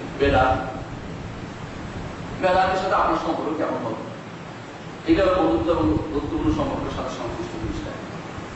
বেদাতের সাথে আপনার সম্পর্ক হবে বেদাতের দিকে আহ্বানকারী হবে, অর্থাৎ এমন যে সে বেদাত দিকে আহ্বানকারী, তাহলে আপনার তার সাথে বন্ধুত্বপূর্ণ সম্পর্ক করতে পারে না। মুহাম্মদ রাসূলুল্লাহ সাল্লাল্লাহু আলাইহি ওয়াসাল্লাম হাউজে কাউসারের পানিতে রুচি বানাতে পারে না, বেদার সাথে বসতেও পারেন না। সালেহিনের বহু কিতাবে লিখিত আছে, বহু হাদিসে, বহু বর্ণনা, বহু রিওয়ায়াতে উল্লেখ স্পষ্ট উল্লেখ আছে যে বেদার সাথে বসা যাবে না, বেদার সাথে কোনো আলোচনা করা যাবে না। ওই বেদাতিটা যারা বেদাতিক মানুষকে আপন করে নিয়ে যাচ্ছে, আপনাকে নিয়ে যাচ্ছে কবর পূজার দিকে, আপনাকে নিয়ে যাচ্ছে মিলাদের দিকে, আপনাকে এই মেরাজ পালনের দিকে, আপনাকে নিয়ে যাচ্ছে এই শবে বরাত পালনের দিকে, দূর করে আবার এদের সাথে আপনার অন্তরের সম্পর্ক কোনোদিন প্রতিষ্ঠা হতে পারবে না। এদের সাথে আপনার একটা সম্পর্ক আছে ইমান থাকার কারণে, বেদাত কিন্তু ইমান থাকে, ইমান থাকার কারণে, হ্যাঁ ঠিক আছে, বেদাত মুকাফের আবার কুফরির বেদাত, তখন তার সাথে ইমানের সম্পর্ক আর নাই, শেষ সম্পর্ক, তার সাথে শত্রুতা। কিন্তু বেদাত মুকাফের আবার কাফের হয় নাই, যেমন কেউ যদি মিলাদ পালন করে কাফের হয় না, বেদাত। কিন্তু সে যেরকম করে সবরাত পালন করতেছে বেদাত, তখন মেরাজ পালন করতেছে বেদাত, কোনো সন্দেহ নেই। কেউ এই যে জিনিসগুলি পালন করছে বেদাত, তার সাথে আপনার একটা সম্পর্ক থাকবে ইমানের কারণে, যে বন্ধু, হ্যাঁ যে বন্ধুত্ব আছে, কিন্তু বেদাতের কারণে ঘৃণাটা থাকবে, বেদাত ঘৃণাটা বলবে, কিন্তু তাকে একেবারে করে চলে যাবেন না, অন্তত সে কাফের চেয়ে ভালো মনে রাখবেন। একজন কাফের চেয়ে একজন বেদাতি ইমানদার সে ভালো থাকে। যদি কাফেরই পুরি করে ফেলে, কাফের কাফের সমান হয়ে গেল, আপনারা তার দায়িত্ব করবেন না, তার কিছু করবেন না। এটা একজন বড় বেদাতি যদি কোনো বেদাতিকে আহ্বানকারী হয়, তাহলে আপনি ইমান ছাড়া তার প্রতি আপনি আপনার দায়িত্ব ধরবেন না, ইমানের প্রতি আহ্বান তার ইমানকে আপনার তার সামান্যতম সম্পর্ক তার সাথে থাকবে। কিন্তু যদি বেদাতিকে আহ্বানকারী না হয়, খেয়াল করেন, অনেকে বেদাত করে, কেমন অনেক মানুষই এখন বেদাত করে না জানে, অধিকাংশ মানুষই না জেনে বেদাত করে, অধিকাংশ মানুষ, সাধারণ মানুষ কিন্তু খুব দেখছি, আমার উস্তাদ দেখছি, আমি করতেছি, অমুক করতেছি, অমুক করতেছি, এই সমস্ত মানুষকে আপনি ঘৃণা করবেন না, এদেরকে আপনি দিন শিক্ষা দিন ভালোবেসে। মুহাম্মদ রাসূলুল্লাহ সাল্লাল্লাহু আলাইহি ওয়াসাল্লাম কিভাবে শিক্ষা দিয়েছেন আপনার কি মনে আছে? মনে আছে কি করেছে? এক লোক এসে মসজিদে আসে পেশাব করে দিল, হ্যাঁ মসজিদে পেশাব করে দিল, সাহাবায়ে ধপ ধপ দৌড়ে চেষ্টা করলেন, রাসূল বললেন যে লা তুসলিমু, ধমক দিও না, কাজটা সেরে ফেলতে দাও, সেরে ফেলছে কাজটা।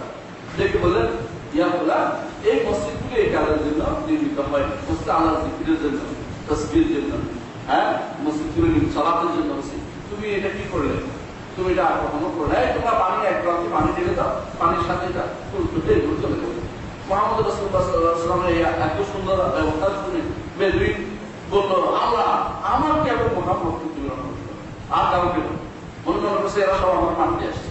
কিন্তু রাসূলুল্লাহ সাল্লাল্লাহু আলাইহি ওয়াসাল্লাম বললেন যে তুমি তো তাহাজ্জুদও আছে, আর তুমি ব্যাপক জিনিসকে তুমি ছোট করে বললে, আল্লাহ আমি ব্যাপক এদের তো সামিল করে না, ওরা তো তোমাকে ভালো চেয়েছে, তুমি এখানে বেশক করে দিচ্ছ, এটা ভালো কাজ করো না, আমি বলছি সুন্দর ভাবে যেন তুমি খুশি হয়ে গেছো।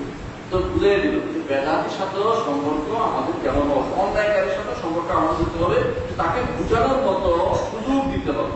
এই মানুষগুলো যারা বেদাত করে যাচ্ছে আমাদের দেশে অধিকাংশই ওই পিতা মাতা করছে, দাদা করছে, পরদাদা করছে, এই জন্য করে আসতেছে। অধিকাংশই তারা পুরানো হাদিসের জ্ঞান রাখে না। তাদেরকে আমি ঘৃণা করে দূরে ছেড়ে দিই, তবে কোনোদিন আর মানুষ ফেলাইতে পথ দেখতে পাবে না। আপনার আমার এই জন্য তাদেরকে ঘৃণা না করে তাদেরকে ভালোবেসে কাছে যেতে বুঝাতে হবে। তারপর যদি সে না বোঝে, আপনার দায়িত্ব শেষ, আপনার দায়িত্ব আপনি আদায় করেছেন। এর আগ পর্যন্ত তাদেরকে দেখেই ঘৃণা আরম্ভ করবেন, অথবা অমুকে তো এরা তো এইরকম, এই গোষ্ঠী পুরোটাই বাদ দিয়ে দিলাম, ওই গোষ্ঠীকে আমি বাদ দিয়ে দিলাম, সবাইকে বাদ দিতে নিজে বাদ দিয়ে দেয়, বুঝলেন?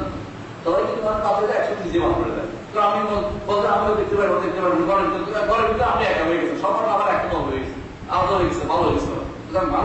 মানুষের সাথে মিলে মিশে থাকাটা হচ্ছে একজন ইমানদারের কাজ। কখনো এই জাতীয় কাজ করা যাবে না যে আমি তাদেরকে বাদ দিয়ে আমি নিজে ভালো হয়ে যাবো, আর তারা তাদেরকে বাদ দিয়ে আর ভালো হয়ে যাবো, তারা সব শত্রু, তারা সব অন্যায়কারী, কিন্তু তারা খারাপ, তাদের সাথে মিশবো না, এটা করা যাবে না। এরকম আমার কাছে একটা প্রশ্ন করে, কিরকম প্রশ্ন করে যে এরা আসল আমাদের দিতে পারে, আমি আমার ওয়াইফ ঘরে নামাজ পড়ে, ঠিক আছে, আমার বলতো ঠিক আছে, এর চেয়ে অন্যায় আল্লাহ শুনতে পারে। আসল নামাজ দেরিতে পড়লো, তারা একটু অর্থ করতে পারে, দেরিতে করলে একটা মুস্তাহাব, একটা সওয়াবের কাজ ত্যাগ করেছে। এর জন্য আপনার ইসলামী ঐক্য নষ্ট করেছে, ইসলামী ঐক্য নষ্ট করাটা হচ্ছে একটা গুনাহ কাজ। আপনি তাদের সাথে পড়েন, তাদের বোঝাতে চেষ্টা করেন, হাজারবার বোঝান, আপনার সওয়াবের কাজ হচ্ছে যে আমি তো যতবার পড়ি অতবার সওয়াব হচ্ছে। ও না আসুক, আমি তো বলতেছি, আমি হুজ্জতকে আমি করতেছি, আমি প্রমাণ প্রতিষ্ঠা করতেছি, আমি ঘরে নামাজ পড়তে দিতেন, ঘরে নামাজ পড়তে রাসূলুল্লাহ সাল্লাল্লাহু আলাইহি ওয়াসাল্লাম নিষেধ করেছেন। এবং ইবনে তাইমিয়া রাহমাতুল্লাহ আলাইহি বলেন যে কেউ যদি কোনো জামাত বাদ দিয়ে ঘরে নামাজ পড়তে নামাজই হয় না, কিসের নামাজ? এর সাথে বলবেন সাহাবা যে হাদিসে আসছে, নিষেধ করা হয়েছে, সেই হাদিসটা হচ্ছে ওয়াক্তের বাইরে নিয়ে গেল। যে হাদিসে বলছে আর ওই পাশে আম হচ্ছে মানে এই শব্দটা মানে আগেরটা বাদ দিয়ে, অর্থাৎ ওয়াক্তের বাইরে যখন চলে যাবে তখন আপনাকে বলেছে ঘরে পড়তে, এবং পরে তাদের সাথে নকল হবে, বাধ্য হয়ে পড়তে বলবে। কিন্তু এখন কেউ ওয়াক্তের বাইরে সালাত আদায় কিন্তু আপনি শুনবেন না। ওয়াক্তের বাইরে ওয়াক্ত থাকে, 5টা 10ও ওয়াক্ত থাকে, 5টা 15ও ওয়াক্ত থাকে।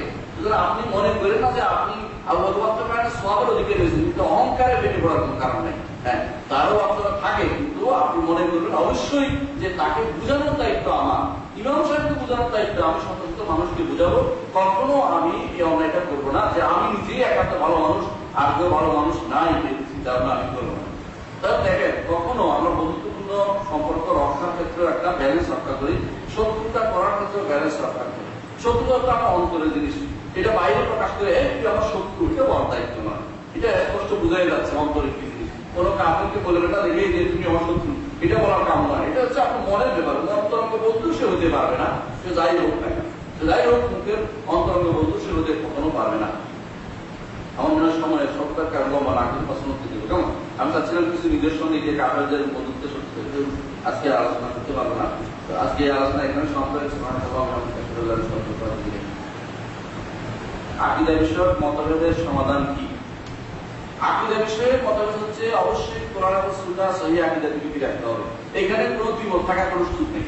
আকীদা বিষয়ে কোনো দ্বিমত নেই, আকীদা একটাই মতভেদ। আল্লাহ কি দুজন ছিল না কোনদিন? হ্যাঁ, কিন্তু দেখেন জোহর নামাজ আপনি ইচ্ছা করলে আল্লাহ রক্তে পারেন, পরেও করতে পারবেন, দূরত্ব আছে, কিন্তু আল্লাহ দুজন মসজিদ আমার সবসময় একসাথে। হ্যাঁ, মুহাম্মদ রাসূলুল্লাহ সাল্লাল্লাহু আলাইহি ওয়াসাল্লাম কি পৃথিবীতে একজন মঙ্গল গ্রহে আরেকজন আছেন নাকি? না, সব একজন। সুতরাং বলতে হবে আকীদা বিষয়ে কোনো দ্বিমত কিছু নাই, দ্বিমত করা যাবে না। আকীদা বিষয়ে যদি কোনো মতভেদ হয় ফিরে আসতে হবে কোরআন সুন্নাহতে, যেমন ভাবে আমলের দিকে কোরআন সুন্নাহতে ফিরে আসতে হবে। কিন্তু আমলি ব্যাপারে কখনো কখনো রাসূলুল্লাহ সাল্লাল্লাহু আলাইহি ওয়াসাল্লাম 2-3টা জিনিসকে অনুমোদন করেছেন, কিন্তু আকীদার বিষয়ে এরকম কিছু পাওয়া যাবে না। আকীদার বিষয়ে সবসময় মনে রাখতে হবে, সবসময় একটাই হবে হক আর বাকিটা বাতিল, একটাই হবে হক, বাকিটা বাতিল। আর আমলের বিষয়ে কখনো কখনো 2-3টা হক থাকতে পারে। মুহাম্মদ রাসূলুল্লাহ সাল্লাল্লাহু আলাইহি ওয়াসাল্লাম উম্মতের জন্য ওয়াসফাত চেয়েছেন, প্রশস্ততা চেয়েছেন। যেমন রাসূলুল্লাহ সাল্লাল্লাহু আলাইহি ওয়াসাল্লামের কাছে বলেছেন ইয়া রাসূলুল্লাহ অমুকে এইভাবে কোরআন শরীফ পড়ছেন, তো তুমি কিভাবে পারো? এইভাবে না দিয়েছি, তো কি করছে? তো এইভাবে না দিয়েছি। আমার কোরআন শরীফ পড়া এক এক শখ, কিন্তু কি সবাইকে একসাথে বাধ্য করে দিতে হবে? আমার তো বলে আব্দুল বাসাত আব্দুল সামাদের মতো পড়াবো, আমি তো সঙ্গে সঙ্গে হার্ট ফেলিয়ে করে দেবো, এটা আমি পারবোই না কোনোদিন। আকীদার বিষয়ে কখনো দ্বিমত গ্রহণযোগ্য নয়, কিন্তু আমলের ক্ষেত্রে মানুষের ক্ষেত্রে দ্বিমত থাকলে তাকে যদি কোনো সহিহ হাদিস পাওয়া যায়, সেখানে সহিহ হাদিসের দিকে তাকে ইরশাদ করতে হবে। সহিহ হাদিস কিন্তু এটা আমার ঠিক হচ্ছে না, হ্যাঁ বলতে হবে। আর যখন সহিহ হাদিস পাওয়া যাচ্ছে না, সেও ইজতিহাদ করছে, আপনি ইজতিহাদ করছেন, দুজনে ইজতিহাদ ছেড়ে দেন, বাড়াবাড়ি করেন না। যেমন আমরা রুকু থেকে ওঠার পরে আমরা কেউ বাদি কেউ ছেড়ে দেন, দুটোই ইজতিহাদ দিচ্ছি, সেখানে সরাসরি কোনো নষ্ট নেই। আমরা দলিল দিলে সবাই দিতে পারি, আমি একটা দেই, আন্তরাষ্ট্রে আমি একটু দিই, ঝগড়া দিই, এগুলো দিই, বাস্তব হচ্ছে দুটোই ইজতিহাদ। এখানে সঠিক মশলা এখানে হচ্ছে আপনি ছাড়বেন তাকে, হ্যাঁ, কিন্তু যেখানে সরাসরি নাস আছে আদায় করতে হবে, বুঝান আমাদের বুঝান মাথায় মশলাটা, যেটা বোঝা গেল যে কোনো জায়গাতে আমলি ক্ষেত্রে দুইটা মত হতে পারে, কিন্তু আকীদায় কখনো দুইটা মত নাই। আকীদার মতবাদ হচ্ছে অবশ্যই কোরআন এবং সুন্নাহর দিকে ফিরে আসতে হবে এবং সহিহ আকীদার ধারণ বাহক যারা তাদেরকে জিজ্ঞাসা করতে হবে। কারণ অনেকেই বেশিরভাগ মানুষের আকীদার কিতাব সম্পর্কে ধারণা রাখে না। আকীদার কিতাব হচ্ছে সরেন আকাদে নাসাবিয়া, ইয়াসুদ্দিন ও দুনিয়া মা, দুনিয়া এবং আখিরাত সব নষ্ট করে দেয়। সুতরাং এই জাতীয় এক আকীদার কিতাব যদি কেউ পড়ে তাহলে শান্তি হয়ে যাবে। আকীদার কিতাব পড়তে তারা যদি কোনো ওই সরল মাকাসদ পড়ে, তা আপনারা জানেন যে ঈমানের এমনি শেষ হয়ে যাবে। আকীদার কিতাব পড়তে হলে জুজুলাদি লাইফ থিওরি পড়ে যে এমনি শেষ হয়ে যাবে। আকীদার কিতাব পড়তে হবে ইমাম আবু জাফর তাহাবী সরল আকীদাত তাহাবিয়া, হানাফি ছিলেন কিন্তু ইমাম পড়ে আকীদাটা হলো মজবুত আকীদা। আকীদার কিতাব পড়তে হলে ইমাম হানিফা রাহমাতুল্লাহ আলাইহি আকবার পড়েন। আকীদার কিতাব পড়তে হলে রোমান রায়তা বিদ্যুৎ আল মাকদুসি কিতাব পড়েন। আকীদার কিতাব আসুন্নাহ ইমাম আহমদ ইবনে হাম্বল ওনারা পড়েন। আকীদার কিতাব পড়তে হলে এইভাবে যে সমস্ত প্রখ্যাত কিতাব আইমেদিন যাদের আকীদার ব্যাপারে কোনো সমস্যা ছিল না, ওদের কিতাবগুলি আগে পড়েন। যে সমস্ত আকীদার ইমামদের কিতাবগুলোর সমস্যা আছে স্পষ্ট একটা, যেমন গাজালির আত্মসাতের একটা কাজ আপনি করতে পারবেন না, তৈরি মত নষ্ট করে দেবেন। এই গাজালির কাহিয়াউল বুদ্ধি এটা মধ্যে উল্টাপাল্টা আছে, এটা পড়লে ইমান আর হয়ে যাওয়ার সম্ভাবনা আছে, এটা পড়বেন না। কিন্তু আপনি আকীদার কিতাব পড়েন, আলহামদুলিল্লাহ এখন অনেক কিতাব অনুবাদ হয়েছে, বিশেষ করে সাধারণত আরবিয়ার একটা সুন্দর অনুবাদ দেখছি আমি বাংলা ভাষা বের করেছি, খুব ভালো অনুবাদ এবং ব্যাখ্যাটা দুটাই গ্রহণযোগ্য একদম মান করেছে। আমরা মাদানিটা বের করি নাই, দেশীয় আলমরা বের করছি, কিন্তু সহিহ করতাম মাদান প্রস্তুত আছে, মাদানিদের তো এমনি দোষ এরা অভাবী। আমল সংক্রান্ত মতবাদের সমাধান কিনা বলেছি আলহামদুলিল্লাহ। এক হাদিসে আছে পিতা যদি কন্যাকে হত্যা করে তার উভয়ই জাহান্নামী। আমার প্রশ্ন মেয়ের দোষ না, পিতা হাদিসের আজকে হচ্ছে আল ওয়াইদা ওয়াল মাউদুদা গেলাম মফিনা, হ্যাঁ, অর্থাৎ এটা ওই যুগের কথা বলা হয়েছে যে যুগে কাফের অবস্থায় মারা গেছে বাবাও পিতাও, ওই সময় ইমানদার মধ্যে আলো ছিল না, কাফেরদের সন্তান। তবে আল ওয়াইদা ওয়াল মাউদুদা কিনা আছে বলা হচ্ছে যে বেটা মারছে এবং যে যারা মারা দিচ্ছে ওরা সবাই জানে, কারণ তো ইমানদার ছিল না, ইমান আনতে রাসূলুল্লাহ সাল্লাল্লাহু আলাইহি ওয়াসাল্লাম সেই হিসেবে করেছেন। বর্তমানে সে হুকুম নয়, এখন আর লাফজের ওয়াদাতুল মুস্তাফা কোরআন নাযিল হয়েছে, শরীয়ত আছে, এখন আর একজনের দোষ আরেকজনের করবে না। এটা আমার হাদিসে বলেছে যে ওই সময় ঘটনা আলোচনা করতে গিয়ে রাসূলুল্লাহ এটা বলেছেন যে তখনকার দিনে যারা জাহিলি যুগে দাফন করছে, জীবন্ত দাফন করে ফেলছে মেয়েদেরকে, এবং যে ব্যক্তি দাফন করেছে উভয় দাফন কৃত এবং উভয় জাহান্নামে যাবে। আর তখন ঈমান ছিল না, কারণ ঈমান ছিল না।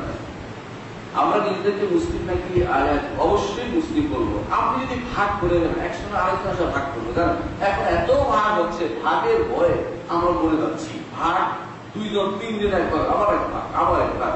এরপরে মসজিদ সবচেয়ে খারাপ জিনিস হচ্ছে মসজিদ নাম দিয়ে ভাগ করা, কারণ একসময় দেখুন যে কাদিয়ান আহমদিয়া মসজিদ বেরোছে, তাই না, শিয়াদের মসজিদ বেরোছে। আমাদের মসজিদে এভাবে ভাগ করে লেগে আমরা উন্নত মুসলমান একসাথে থাকতে চাই, ওনারা ভুল করতেছে যারা মাযহাব মানে যে আমরা শুদ্ধ করতে চাই, কিন্তু নিজের মসজিদ থেকে ভাগ করে দিব না, কোনদিন আসবে না। আমরা ভালো দেখতে জান্নাত সব মানুষকে নিয়ে জান্নাত যেতে চাই, নাম পাল্টাবেন না কখনো। আল্লাহ তাআলা আমাদেরকে কি নামে রাখছে? মুসলিম। আর কি নামে রাখছে? মুমিন।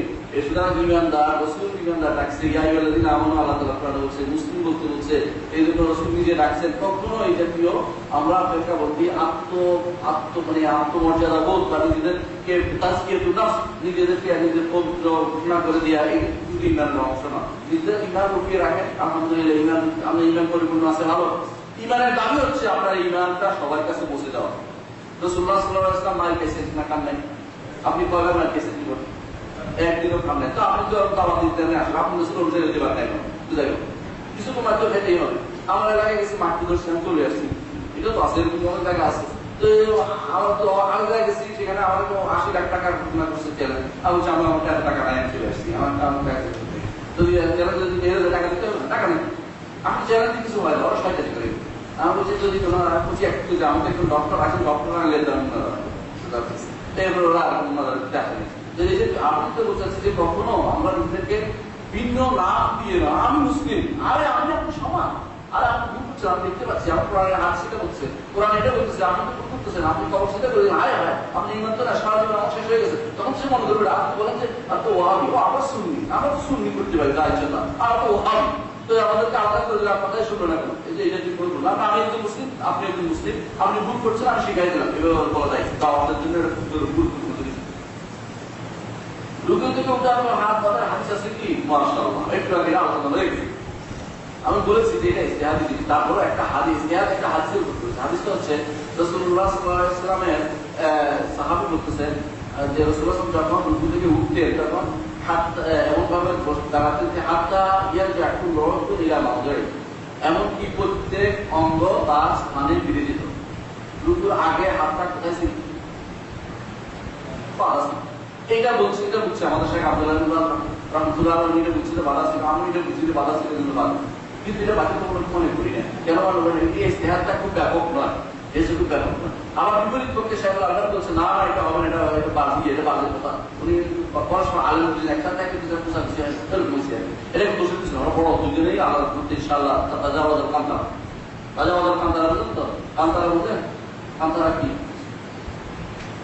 কান্তারা কিছু না, কান্তারা তো কোলের না, হ্যাঁ কোলসেরাত আছে না, কোলসেরাত পার হওয়ার পরে ইমানদারদের মধ্যে পরস্পরের কি হবে, নিজেদের মধ্যে যে হানাহানি হয়েছে এটার একটা বিহিত করবে আল্লাহ তাআলা, এটা হলো কান্তারা, না আটকাই দিবে সবাই, জানাতে একটা আলাদা করবে না, পরস্পর মধ্যে মারামারি, যে তোমার গালি ছিল এ তোমার পোশাক ছিল না একটা, ঠিক ঠিক তো পরস্পর মধ্যে বন্ধু ভালো আছে, আর কোনদিন পোশাক চিত্র করবে ভালো হয়ে গেলে তারপরে জানা দিবে, আগে জানা দিবে না, এটা হলো কান্তা।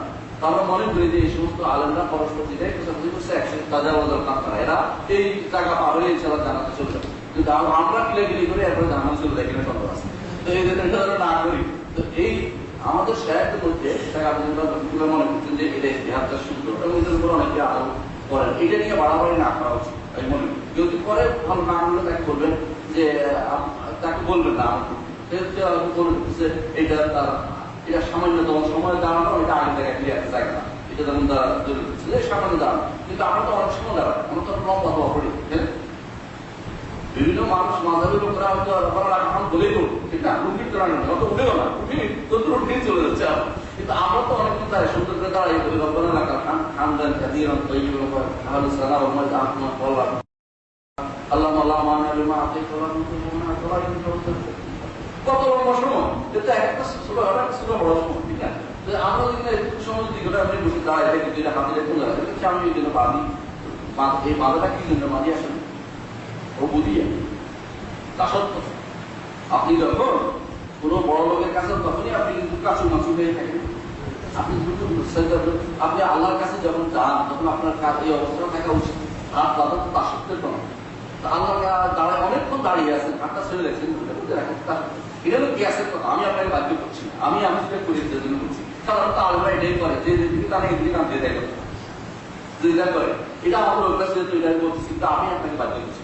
জিহাদ করার জন্য কি খলিফা থাকা শর্ত, তার শর্ত হলে দলিল কি না, জিহাদের অনেকগুলি প্রকার আছে। জিহাদ যে নফস, যেটা নফসের বিরুদ্ধে জিহাদ 4টা স্তর আছে, নফসের বিরুদ্ধে জিহাদের কটা স্তর, 4টা স্তর। 1 নম্বর হচ্ছে আইন, 2 হচ্ছে আমল, 3 নম্বর হচ্ছে দাওয়া, 4 নম্বর হচ্ছে সবর। এর জন্য ইয়া লাগবে না, খলিফা লাগবে না, আমি লাগবে কিছু লাগবে। দ্বিতীয় হচ্ছে শয়তানের বিরুদ্ধে জিহাদ। শয়তান মানুষের 2টা জিনিস তৈরি করে দেয়, একটা হচ্ছে সন্দেহ, একটা সন্দেহ তৈরি করে আপনার, আর একটা প্রবৃত্তি, কুপ্রবৃত্তি তৈরি করে দেয়, একটা সাহবা, একটা সুমা, এর বাইরে শয়তানের কোনো অস্ত্র নেই, অস্ত্র 2টাই শয়তান। একটা হচ্ছে আপনার মনে হচ্ছে আল্লাহ সবকিছু সৃষ্টি করলো, আল্লাহ সৃষ্টি করলো, একটা শয়তান সন্দেহ সৃষ্টি করে দেয়। রাসূলুল্লাহ সাল্লাল্লাহু আলাইহি ওয়াসাল্লাম বলেছে এরকম যখন সন্দেহ আসে তোমরা কি করবা, আল্লাহ লাম ইয়ালিদ ওয়া লাম ইউলাদ ওয়া লাম ইয়াকুল লাহু কুফুয়ান আহাদ, সেটা অর্থ বুঝে বললে আসলে আসতে পারবো না, আমি পরীক্ষা করে দিচ্ছি, এটা করলে আসলে করা যায়।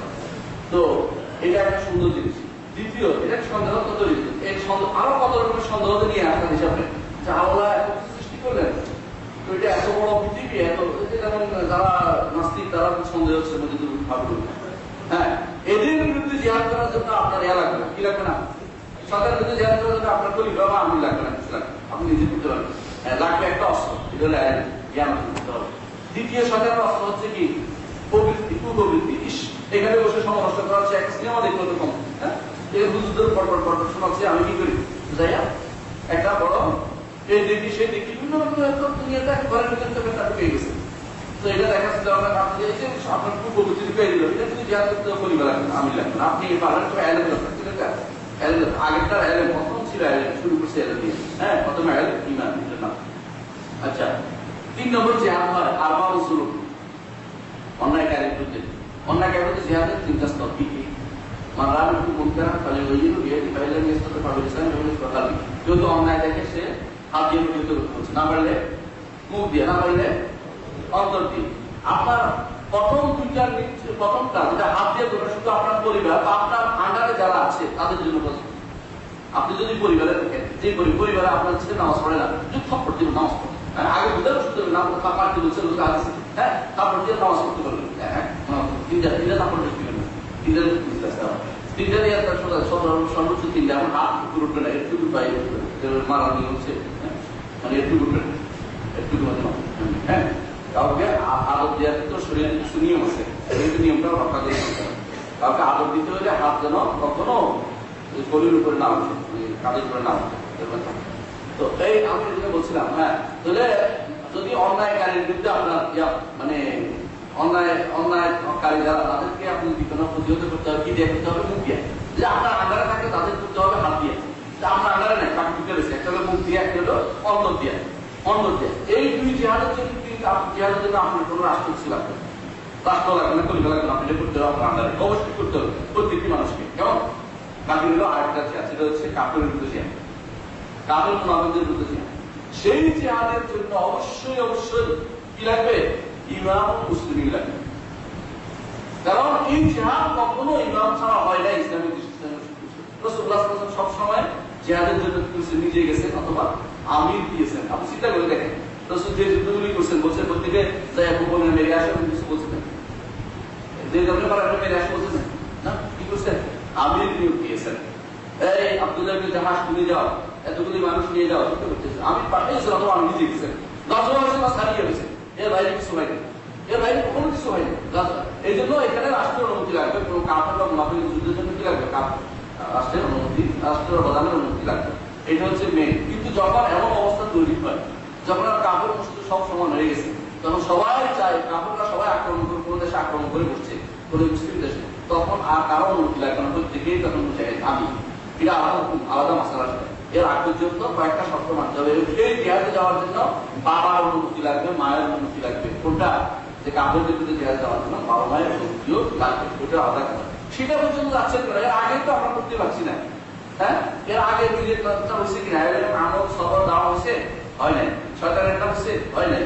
তারপরে জুলুমকারীদের অত্যাচার করে বেড়াচ্ছে, তাদেরটা ছেড়ে দিচ্ছে দূরে কাফেরদের বিরুদ্ধে জিহাদ যাচ্ছে। তারপরে কোন জিহাদে যাবো, কোন জায়গায় ব্যবস্থা মানুষ কিছু বাড়াবাড়ি করে দিয়েছে এই সমস্ত জায়গায়, এই সমস্ত জায়গায় এই জন্য আমরা না করি। রাসূলুল্লাহ সাল্লাল্লাহু আলাইহি ওয়াসাল্লামের একটা হাদিস আছে, তিনি বলেছেন মাল্লাম ইয়াকসু ওয়ালাম ইউহাদ্দিস নাফসাহু বিল গজব মা তাআলা শাওরাতিন মিন নিফাক। যে ব্যক্তি জিহাদ করবে না, জিহাদের কথা মনেও আসবে না, সে নেফাক নিয়ে কবর চলে গেল। যদি এটা অর্থ শুধুমাত্র কাফেরদের বিরুদ্ধে জিহাদ না, এটা অর্থ এই সবগুলি জিহাদ, এই জিহাদ যতগুলি আছে এই সবগুলি জিহাদ যদি কোনো আপনি করতে পারেন, আলহামদুলিল্লাহ আপনি নেফাক নিয়ে কবর যাবেন না। ওইটা নাই থাকলো, ওইটা আমাদের উদ্দেশ্য থাকবে আলামুল জিহাদ, সর্বোচ্চ জিহাদের আশা থাকবে। যদি কোনোদিন আলামুল জিহাদ দাঁড়িয়ে যায়, আমরা সবার আগে জিহাদ করবো, এটা কোনো সন্দেহ নেই, সবার আগে যাবো। যদি কোথাও রাষ্ট্রপ্রধান যদি আমার দেশের রাষ্ট্রপতি বলে যে আমরা জিহাদ করবো, চলো আমি সবার আগে থাকবো, মরার বলিয়ার আছি আল্লাহ আল্লাহ রাস্তা, এটা আলাদা কথা। কিন্তু নিজেদের পক্ষ থেকে তখন আসলে দায়িত্ব আমাদের উপর পড়বে না। হ্যাঁ, আমার পাশের রাষ্ট্র যদি নির্যাতিত হয়, তখন অনেক সময় মানুষের উপর দায়িত্ব এসে যায় অটোমেটিকলি, সেখানে সেই দায়িত্ব পালন করে তার বিরুদ্ধে আপনি করছেন না, চুপ থাকেন, আর যদি করলে আপনি বাধা দিবেন না। কেউ কোনো সহযোগিতা করতে পারে করুক, তার মুসলিম ভাইকে, হ্যাঁ, কোনো ভাই কোনো সহযোগিতা করতে পারে করুক, কিন্তু আপনি নিজে করতে পারেন নাই, আল্লাহর কাছে মাফ চাইলে মিলে কথা যে আমার মুসলিম ভাই নির্যাতিত হচ্ছে, সেখানে আমি সহযোগিতা করতে পারি নাই, সেখানে আপনার করার কারণে আপনি চুপ থাকেন, অন্তত বাড়াবাড়ি করবেন না। একটা কথা সবচেয়ে বেশি দরকার হচ্ছে জিহাদের মশলা পুরোটাই এলমের উপর নির্ভরশীল, ঈমান এলম। যদি কোনো মানুষ জ্ঞান না রাখে, এলম না রাখে, জিহাদ করতে চাইয়া নিজে ভুল করেছিলেন, তিনি ভুল করবেন। দেখেন এক যুদ্ধে এক লোকে জিহাদ করতে করতে করতে করতে একেবারে সব মানা করে ফেলছে, মানা করে ফেলছে। সাহাবা বলল ইয়া রাসূলুল্লাহ যান না, রাসূলুল্লাহ যান না। পরবর্তীতে কি করলো, তরবারের মাথা দিয়ে নিচে মরে গেল, জাহান্নামে হয়ে গেল। তাহলে জিহাদ ভুল করছে কোথায়, সে তো অনেক কিছু করছে, কিন্তু ভুল হলো কোথায়, এলমের অভাব। এলমের অভাব, জ্ঞানের অভাব ছিল বলে জাহান্নাম ছিল। যে এলমটা বড় জিনিস। বর্তমান যুগে সবচেয়ে বড় জিহাদ হচ্ছে শরীয়তের এলম শিক্ষা করা। দুনিয়ার মাদ্রাসা শিক্ষাগুলো বন্ধ হয়ে গেছে, সমস্ত ইসলামী শিক্ষা বন্ধ হয়ে গেছে। সে মাদ্রাসায় পড়েছে, আরেকটা পর্যন্ত তাদের সন্তানদেরকে স্কুলে পড়াচ্ছে, যেখানে দিন জীবনেও পড়ানো হয় না, দিনের বিরুদ্ধে জিনিস পড়ানো হচ্ছে সেইখানে। আর মাদ্রাসাগুলিতে সিলেবাস পরিবর্তন করে সেখানে করেছে সিলেবাস, সেগুলি পড়ানো হচ্ছে, সেখানে দিনই শিক্ষা দেয়া, দিনই শিক্ষার প্রতিষ্ঠিত থাকা হচ্ছে সবচেয়ে বড় জিহাদ। এখন যে দিনের প্রতিষ্ঠিত থাকা বড় জিহাদ।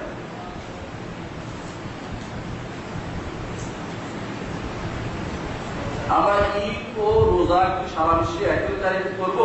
যদি না করি তাহলে জুমার নামাজ, আরাফাতের রোজা একই তারিখে করি কেন? জুমার আমি দেশ থেকে আসি, প্রথমত আরাফা একটা জায়গা না, টাকা তারিখে না, আরাফা কি টাকা পৃথিবীর দিকে আসে নাকি, দেশ থেকে আসে। সুতরাং আরাফা যেটা হবে, আরাফার দিন, আরাফা তো একটা জায়গা, বাংলাদেশে একটা আরাফা দেখতে আমার আরাফা যেটা হবে দিন তারিখ না, আরাফা একটাই হবে, কোনো সন্দেহ সন্দেহের কোনো কারণ নেই। দ্বিতীয় হচ্ছে জুমার দিন। জুমা আমাদের এখানে কটা হচ্ছে আজকে? দিনের একটা আর 12টার একটা বাজে। আপনি বিশ্বাস করেন এই দিনের পরে আরেক দিন আসলে আরেক জায়গায় জুমা আদায় হবে। পৃথিবীর কোন জায়গায় আছে কিনা? না, নাই। বলে আছে। কোন জায়গায় আছে?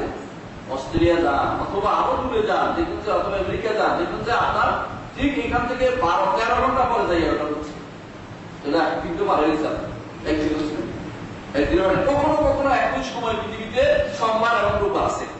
এদিকে রোববার, এই রেখার এদিকে রোববার, এদিকে সোমবার, যেটা একদিনে হয়নি। আপনি যে একদিনের চিন্তা ভাবনাটা আসলে মানুষের টিভির বিরোধী কথাবার্তা। তারপরে যতটুকু সাথে কাছাকাছি নিয়ে আসার জন্য যদি রাষ্ট্রপ্রধানরা অনুমতি দেয়, রাষ্ট্রপ্রধানরা বলে যে একদিনে হোক, রাষ্ট্রপ্রধান যদি বলে, আমাদের সরকার যদি বলে একদিনে করবো, আমরা তো রাজি ছিলাম, কিন্তু কোন জিনিসের সাথে কার সাথে মিলে করবো এটা ঢুকে করতে হবে। কারণ সবসময় সৌদি আরবে আগে চাপ দেখে না। আমরা সৌদি আরব যখন ছিলাম 15 বছর ছিলাম, তো 15 বছর সময় দেখেছি কখনো কখনো সৌদি আরব আগে মিশরে হয়ে গেছে, তার আগের দিন কখনো মরক্কো হয়ে গেছে, কখনো কোনো দেখবো যে সেনেগালে হয়ে গেছে, কখনো কোনো দেখছি অন্য জায়গা হয়ে গেছে। কি কিছু তো আমরা সাথ দেখছি, সৌদি আরব কিন্তু আমরা সাথ দেখিনি, আমার কখনো করে। এখন আমরা সৌদি আরব যে আপনি কি বেজার করছেন, তো আপনি তো না সাপ ধরছেন, না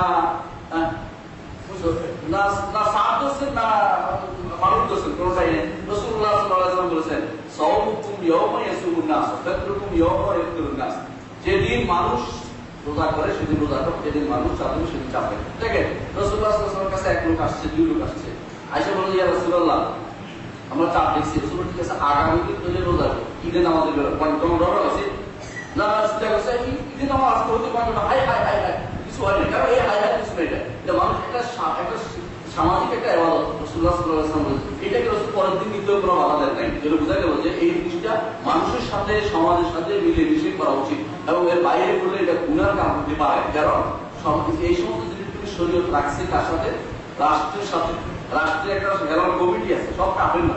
এমনকি কোথাও যদি কোনো কাফের রাষ্ট্র হয়, সেখানে যদি কোনো রাষ্ট্র যদি কোনো কমিটি করে দেয়, চার জায়গায় কমিটি, তারা চার জায়গায় ব্যবস্থাপনা করে সরকার, ওখানে যদি মুসলমানদের নির্দেশনা দিয়ে দেয় যে এইভাবে আমরা তাদের ব্যবস্থাপনা করছি, সেই নির্দেশ পালন করা দিয়ে যায়। কারণ তারা তো মুসলমান দায়িত্ব দিচ্ছে, মুসলমান দেখা দায়িত্ব দিচ্ছে। সুতরাং এই আমরা এটা নিয়ে বাড়াবাড়ি করি, মুসলিম ঐক্য এর মধ্যে সীমাবদ্ধ নয়, এবং এটা ঐক্য না হয়ে অনৈক্য হচ্ছে, বিশ্বাসের অনৈক্য হচ্ছে, এবং এটা পালন না করলে কোনো গুনাহ কিছু হবে না। কিন্তু আমরা এটাকে অনেকে গুনাহ কিছু মনে করে একই দিনে ঈদ পালন করা করা যাবে না। কেউ তো দলে দিচ্ছে যে দুই লোক আসছে, তত বোঝা গেল দুই লোক আসে তো বলছে যে চাঁদ দেখছে, রসুল তাদের কথা নিছে। দুই লোক কত দূর থেকে আসতে পারে বলেন তো? এখন বিমান ছিল নাকি রকেট ছিল, কিছু ছিল। সর্বোচ্চ তারা যে আসতে পারে একদিন দুপুর পর্যন্ত কতটুকু আসতে পারে একটা মানুষ, 16 কিলোমিটার। ঠিক আছে, 16 কিলোমিটার আর মাত্রা ধরে নিলাম, আরো 16 30 কিলোমিটার, আচ্ছা 40 কিলোমিটার দিলাম, আচ্ছা 100 কিলোমিটার দিলাম, 100 কিলোমিটার মাত্রা ধরে নিলাম। কোথায় ধরে আছে এটা যে একদিন পালন করতে হবে? একটা আম হাদিস দিয়ে ধরে দিচ্ছে, সেটা কি জানতে কি যে দেখতে দেখা তো আপনাকে সবাই একত্রিত বলে না, সবাই কেউ বলে না। এটা রাষ্ট্রের প্রধানের নির্দেশনা, এটা কাদা কাদা থেকে বেরোতে হবে, রাষ্ট্র প্রধানের নির্দেশনা বেরোতে হবে, নিয়ম। কোনো কিছু জিনিস রাষ্ট্রের উপর নির্ভরশীল হয়ে পড়ে, আমাদেরকে খেয়াল রাখতে হবে নিজের হাতে সবকিছু না নিয়ে যায়, নিজের হাতে সবকিছু না নিয়ে যায়। মনে রাখতে এই জন্য এই জাতীয় ঈদ পালন, এই জাতীয় রোজা ধরন ঠিক হবে না কখনো। এই জাতীয় কাজগুলো আমরা কখনো করবো না, করলে মধ্যে এফতেরাক হবে। এই এফতেরাকটা কখনো সুখকর নয় আমাদের জন্য। এই এফতেরাকটা, এই মতভেদটা কখনো সুখকর না, আমরা এই মতভেদ দূর করবো না। কেমন? ইনশাআল্লাহ এই মতভেদ দূর করবো, আল্লাহ সূরা আল-বাকারা 36 নম্বর আয়াতে বলা হয়েছে, বুঝা হয়েছে প্রতি মাসে নতুন চাল একটি হয়, তাহলে এখতিলাফ মাতালে থাকে না। কি বলছে 36 নম্বর আয়াতে সূরা আল-বাকারা কি বলছে? ইন্না আয়াতা শুকুরি আল্লাহ ইসনাশা শাহর, তাই না? কিন্তু এখতিলাফ মাতালে যে নাই, এই কথা পৃথিবীর কেউ বলেনি। এমনকি যারা বলেছে, ইমামদের মধ্যে যারা বলেছে যে এখতিলাফ মাতালে গ্রহণযোগ্য নয়, এটা বলেছে, কিন্তু এখতিলাফ গ্রহণযোগ্য নয়, এটা ধর্তব্য নয়, কিন্তু এটা আছে, সবাই স্বীকার করে। এবং এটা যদি স্বীকার করা হয়, বাস্তবকে অস্বীকার করা হয়। চাঁদের মঞ্জিল কয়টা? চাঁদের মঞ্জিল কয়টা? আকাশটা আমরা সবাই জানেন, চাঁদের স্থান কয়টা? 14টা। 14টা করে একই মঞ্জিলে সে দুটি থাকে, এটা একটা বাস্তব কথা। আমাদেরকে ইলমুন নুজুম শিখতে নিষেধ করা হয়েছে, কিন্তু ইলমুন নুজুম, ইলমুন তাসয়ির নুজুমকে নিষেধ করা হয়নি, ইলমুন তা'যীর নুজুমকে নিষেধ করা হয়েছে। অর্থাৎ নুজুমের প্রভাব পড়ে এরকম ধারণা নিয়ে শিখতে নিষেধ করা হচ্ছে। কিন্তু নুজুম আছে, তারকাগুলোর এক একটা চলন ক্ষেত্র আছে, এবং তাদের এক একটা জায়গা আছে, এখানে দুদিন, এখানে দুদিন অবস্থান করে, এখানে দুদিন অবস্থান করে। সব মানুষ, আমার মা চিনতে, ছোটবেলা আমার মা ঘর থেকে বেরোয় বলতো, ইয়া ছিল না, বলেছিল না, মা বলতো হায় হায় 7 জানি এখানে চলে আসছে, কিছুক্ষণের পর হয়ে যাবে, তাড়াতাড়ি উঠ, তাড়াতাড়ি ভাত দিলে কতটুকু খেয়ে নেয়। মা পর্যন্ত চিন্তা সিনা চিন্তা মানুষ বুঝতে যে এই তারকা এখানে গেলে অথচ বড় হওয়ার বেশি বাকি নেই। বোঝা গেল এই তারকাগুলি একটা কি আছে, পরিভ্রমণ রাস্তা আছে। এই রাস্তাগুলিতে 14 দিনে 28টা মঞ্জিল অতিক্রম করে, বুঝছেন? 28টা জায়গায়, একটা দুই জায়গায় দুই থাকে। আর একদিন সে দেখা যায়, একদিন অন্ধকার থাকে, আর কোনদিন 2 দিন অন্ধকার থাকলে মাস 30 দিন হয়ে যায়। আর 2 দিন অন্ধকার, একদিন অন্ধকার থাকলে 2 দিন হয়। পৃথিবীর সব মানুষ স্বীকার করে এটা সত্য। এটা এখানে এখন আমার এখানে যে অবশ্য হচ্ছে সিরিয়াস, আর এখানে এদিন অবশ্য হয় না, ওদিকে তারা সাধারণত দেখছে। এরকম মানজিলের ক্ষেত্রে পার্থক্য আছে, এটা কেউ অস্বীকার করে নাই। যে ব্যক্তি প্রশ্ন করে তাকে বলছি একটা রকম মাথা, এটা কেউ অস্বীকার করে না। এমনকি যারা বলে একদিনে করবে তারা অস্বীকার করে নাই, তারা বলছে একটা রকম মাথা মানি না। অর্থাৎ এটা দ্বারা আমি রোজা ধরা বা রোজা ভাঙা মানি না, কিন্তু এটাকে অস্বীকার করে নাই। কিন্তু এটা অস্বীকার করার অর্থ হচ্ছে বাস্তবকে অস্বীকার করা, এবং যে জ্ঞানকে অস্বীকার করছে সেই জ্ঞানটা আসলে কোনো জ্ঞানই জানে না বলে প্রশ্নটা করেছে। একটা মত অবশ্যই আছে, এটা আমরা স্বীকার করবো। একটা মাতালে আছে, এটা আমরা সবাই স্বীকার করি, একটা মাতালে আছে, কিন্তু মানবো না, ধরবো কি ধরবো না, এর পার্থক্য। একটা মাতালে আছে, আমরা ধরি না, একদম বলছে।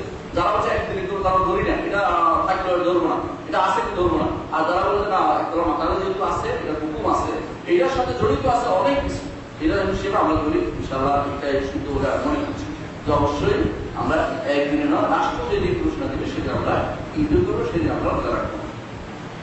ইসলামিক রাষ্ট্র বিদ্যমান থাকা অবস্থা অনিসলামিক রাষ্ট্রে বাস করা বৈধ কিনা, বৈধ হলে কাজের জন্য সুন্দর, এটা আমি আলোচনা করতে আসতেছিলাম, আমি করতে পারিনি সময়ের কারণে। আসলে ইসলামী রাষ্ট্র বিদ্যমান থাকা অবস্থা অনিসলামিক রাষ্ট্রে বাস করা বৈধ নয়, রাসূলুল্লাহ সাল্লাল্লাহু আলাইহি ওয়াসাল্লাম নিষেধ করেছেন। বরং হিজরত একটা বিরাট জিনিস, যে অমুসলিম রাষ্ট্র, যেখানে কোন অমুসলিম রাষ্ট্র জানেন, যেখানে আযান দেওয়া যায় না, যেখানে কি দেওয়া যায় না, আযান দেওয়া যায় না, এবং যেখানে সালাত প্রকাশ্যে সালাত আদায় করা যায় না, নিজেদের বিধানগুলো, যেগুলি প্রকাশ্য বিধানগুলো পালন করা যায় না, সেটা হচ্ছে অমুসলিম রাষ্ট্র। আর যেখানে আমাদের এই বক্তৃতা করতেছে, এটা মুসলিম রাষ্ট্র, এখানে অমুসলিম বানানোর সুযোগ নেই। যদি অমুসলিম বানাতে হবে ওদের হাতে তুলে দিলাম, তারা হাত তুলে দিব না, আমার রাষ্ট্র আমার, ইসলাম মুসলিম রাষ্ট্র মনে রাখতে হবে।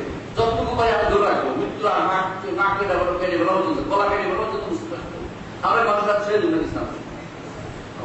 তাহলে কখনো মনে রাখবেন অমুসলিম রাষ্ট্রে না জেনে অমুসলিম রাষ্ট্রে কি করা অবস্থান করা বৈধ হলো, যারা আমরা অমুসলিম রাষ্ট্রে অবস্থান করা বৈধ নয়। রাসূলুল্লাহ সাল্লাল্লাহু আলাইহি ওয়াসাল্লাম নিষেধ করেছেন। এই জন্য আমরা যারা ইউরোপ আমেরিকার না দিন কাট পাইয়া পাগল হয়ে যাচ্ছি, কানাডাতে এক প্রজন্ম ভালো থাকলে দ্বিতীয় তৃতীয় প্রজন্ম কামের হয়ে যাবে, আমরা দেখলাম তারা শেষ করে দিন ইসলামকে। আপনার আমার জন্য উচিত নয় নিজের সন্তানকে ভবিষ্যৎ নষ্ট করে কাফেরদেরকে নিজেদের সন্তানকে কাফের বানিয়ে ফেলার জন্য রাষ্ট্রে হুমড়িকে টাকার জন্য পড়া জায়েজ নাই। এটি নিজের বিচার আমরা কখনো যাবো না ইনশাআল্লাহ।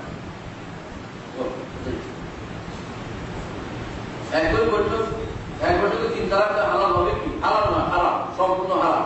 যারা বলে হবে তারা দলিল হলো ইবনে উমরের ঘটনা না, এটা হারাম হারাম। বরং ইবনে উমরকে হাদিসটি যদি শুদ্ধ হয়, ইবনে উমর এটা এত মুত্তালিব অর্থ হচ্ছে মুত্তালিব 1 শব্দ এটা বলছে, 1 শব্দ এটা বলছে, 1 শব্দ এটা বলছে, এটা কি এত ইখতিলাফ। এই ইখতিলাফের কারণে ওলামারা এটাকে দুর্বল করেছে।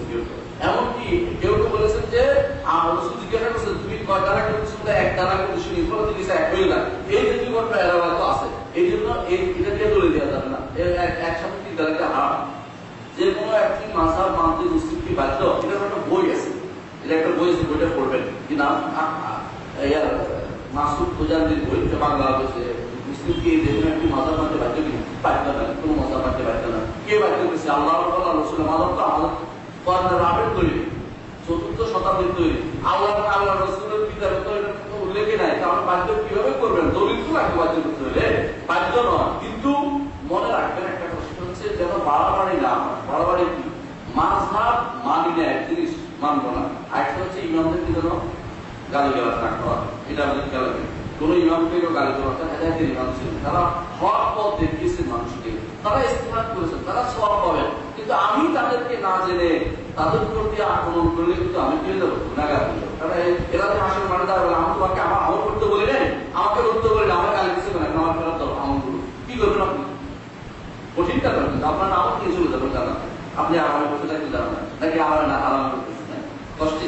রেশমি কাপড় চেনার উপায় কিভাবে? রেশমি কাপড় বলা হয় আমাদের সে গরদ করে এবং সিক্সিক করে একটা দেখবেন। এটা অনেক ছিল না, আমি কাউকে দেখতে পাচ্ছি না আলহামদুলিল্লাহ, কিন্তু অনেকে এটাকে গরদ করে বা কেউ কেউ সিল্কি গুস্তি বলে, এই সবটাই রেশমি কাপড় করা যায়।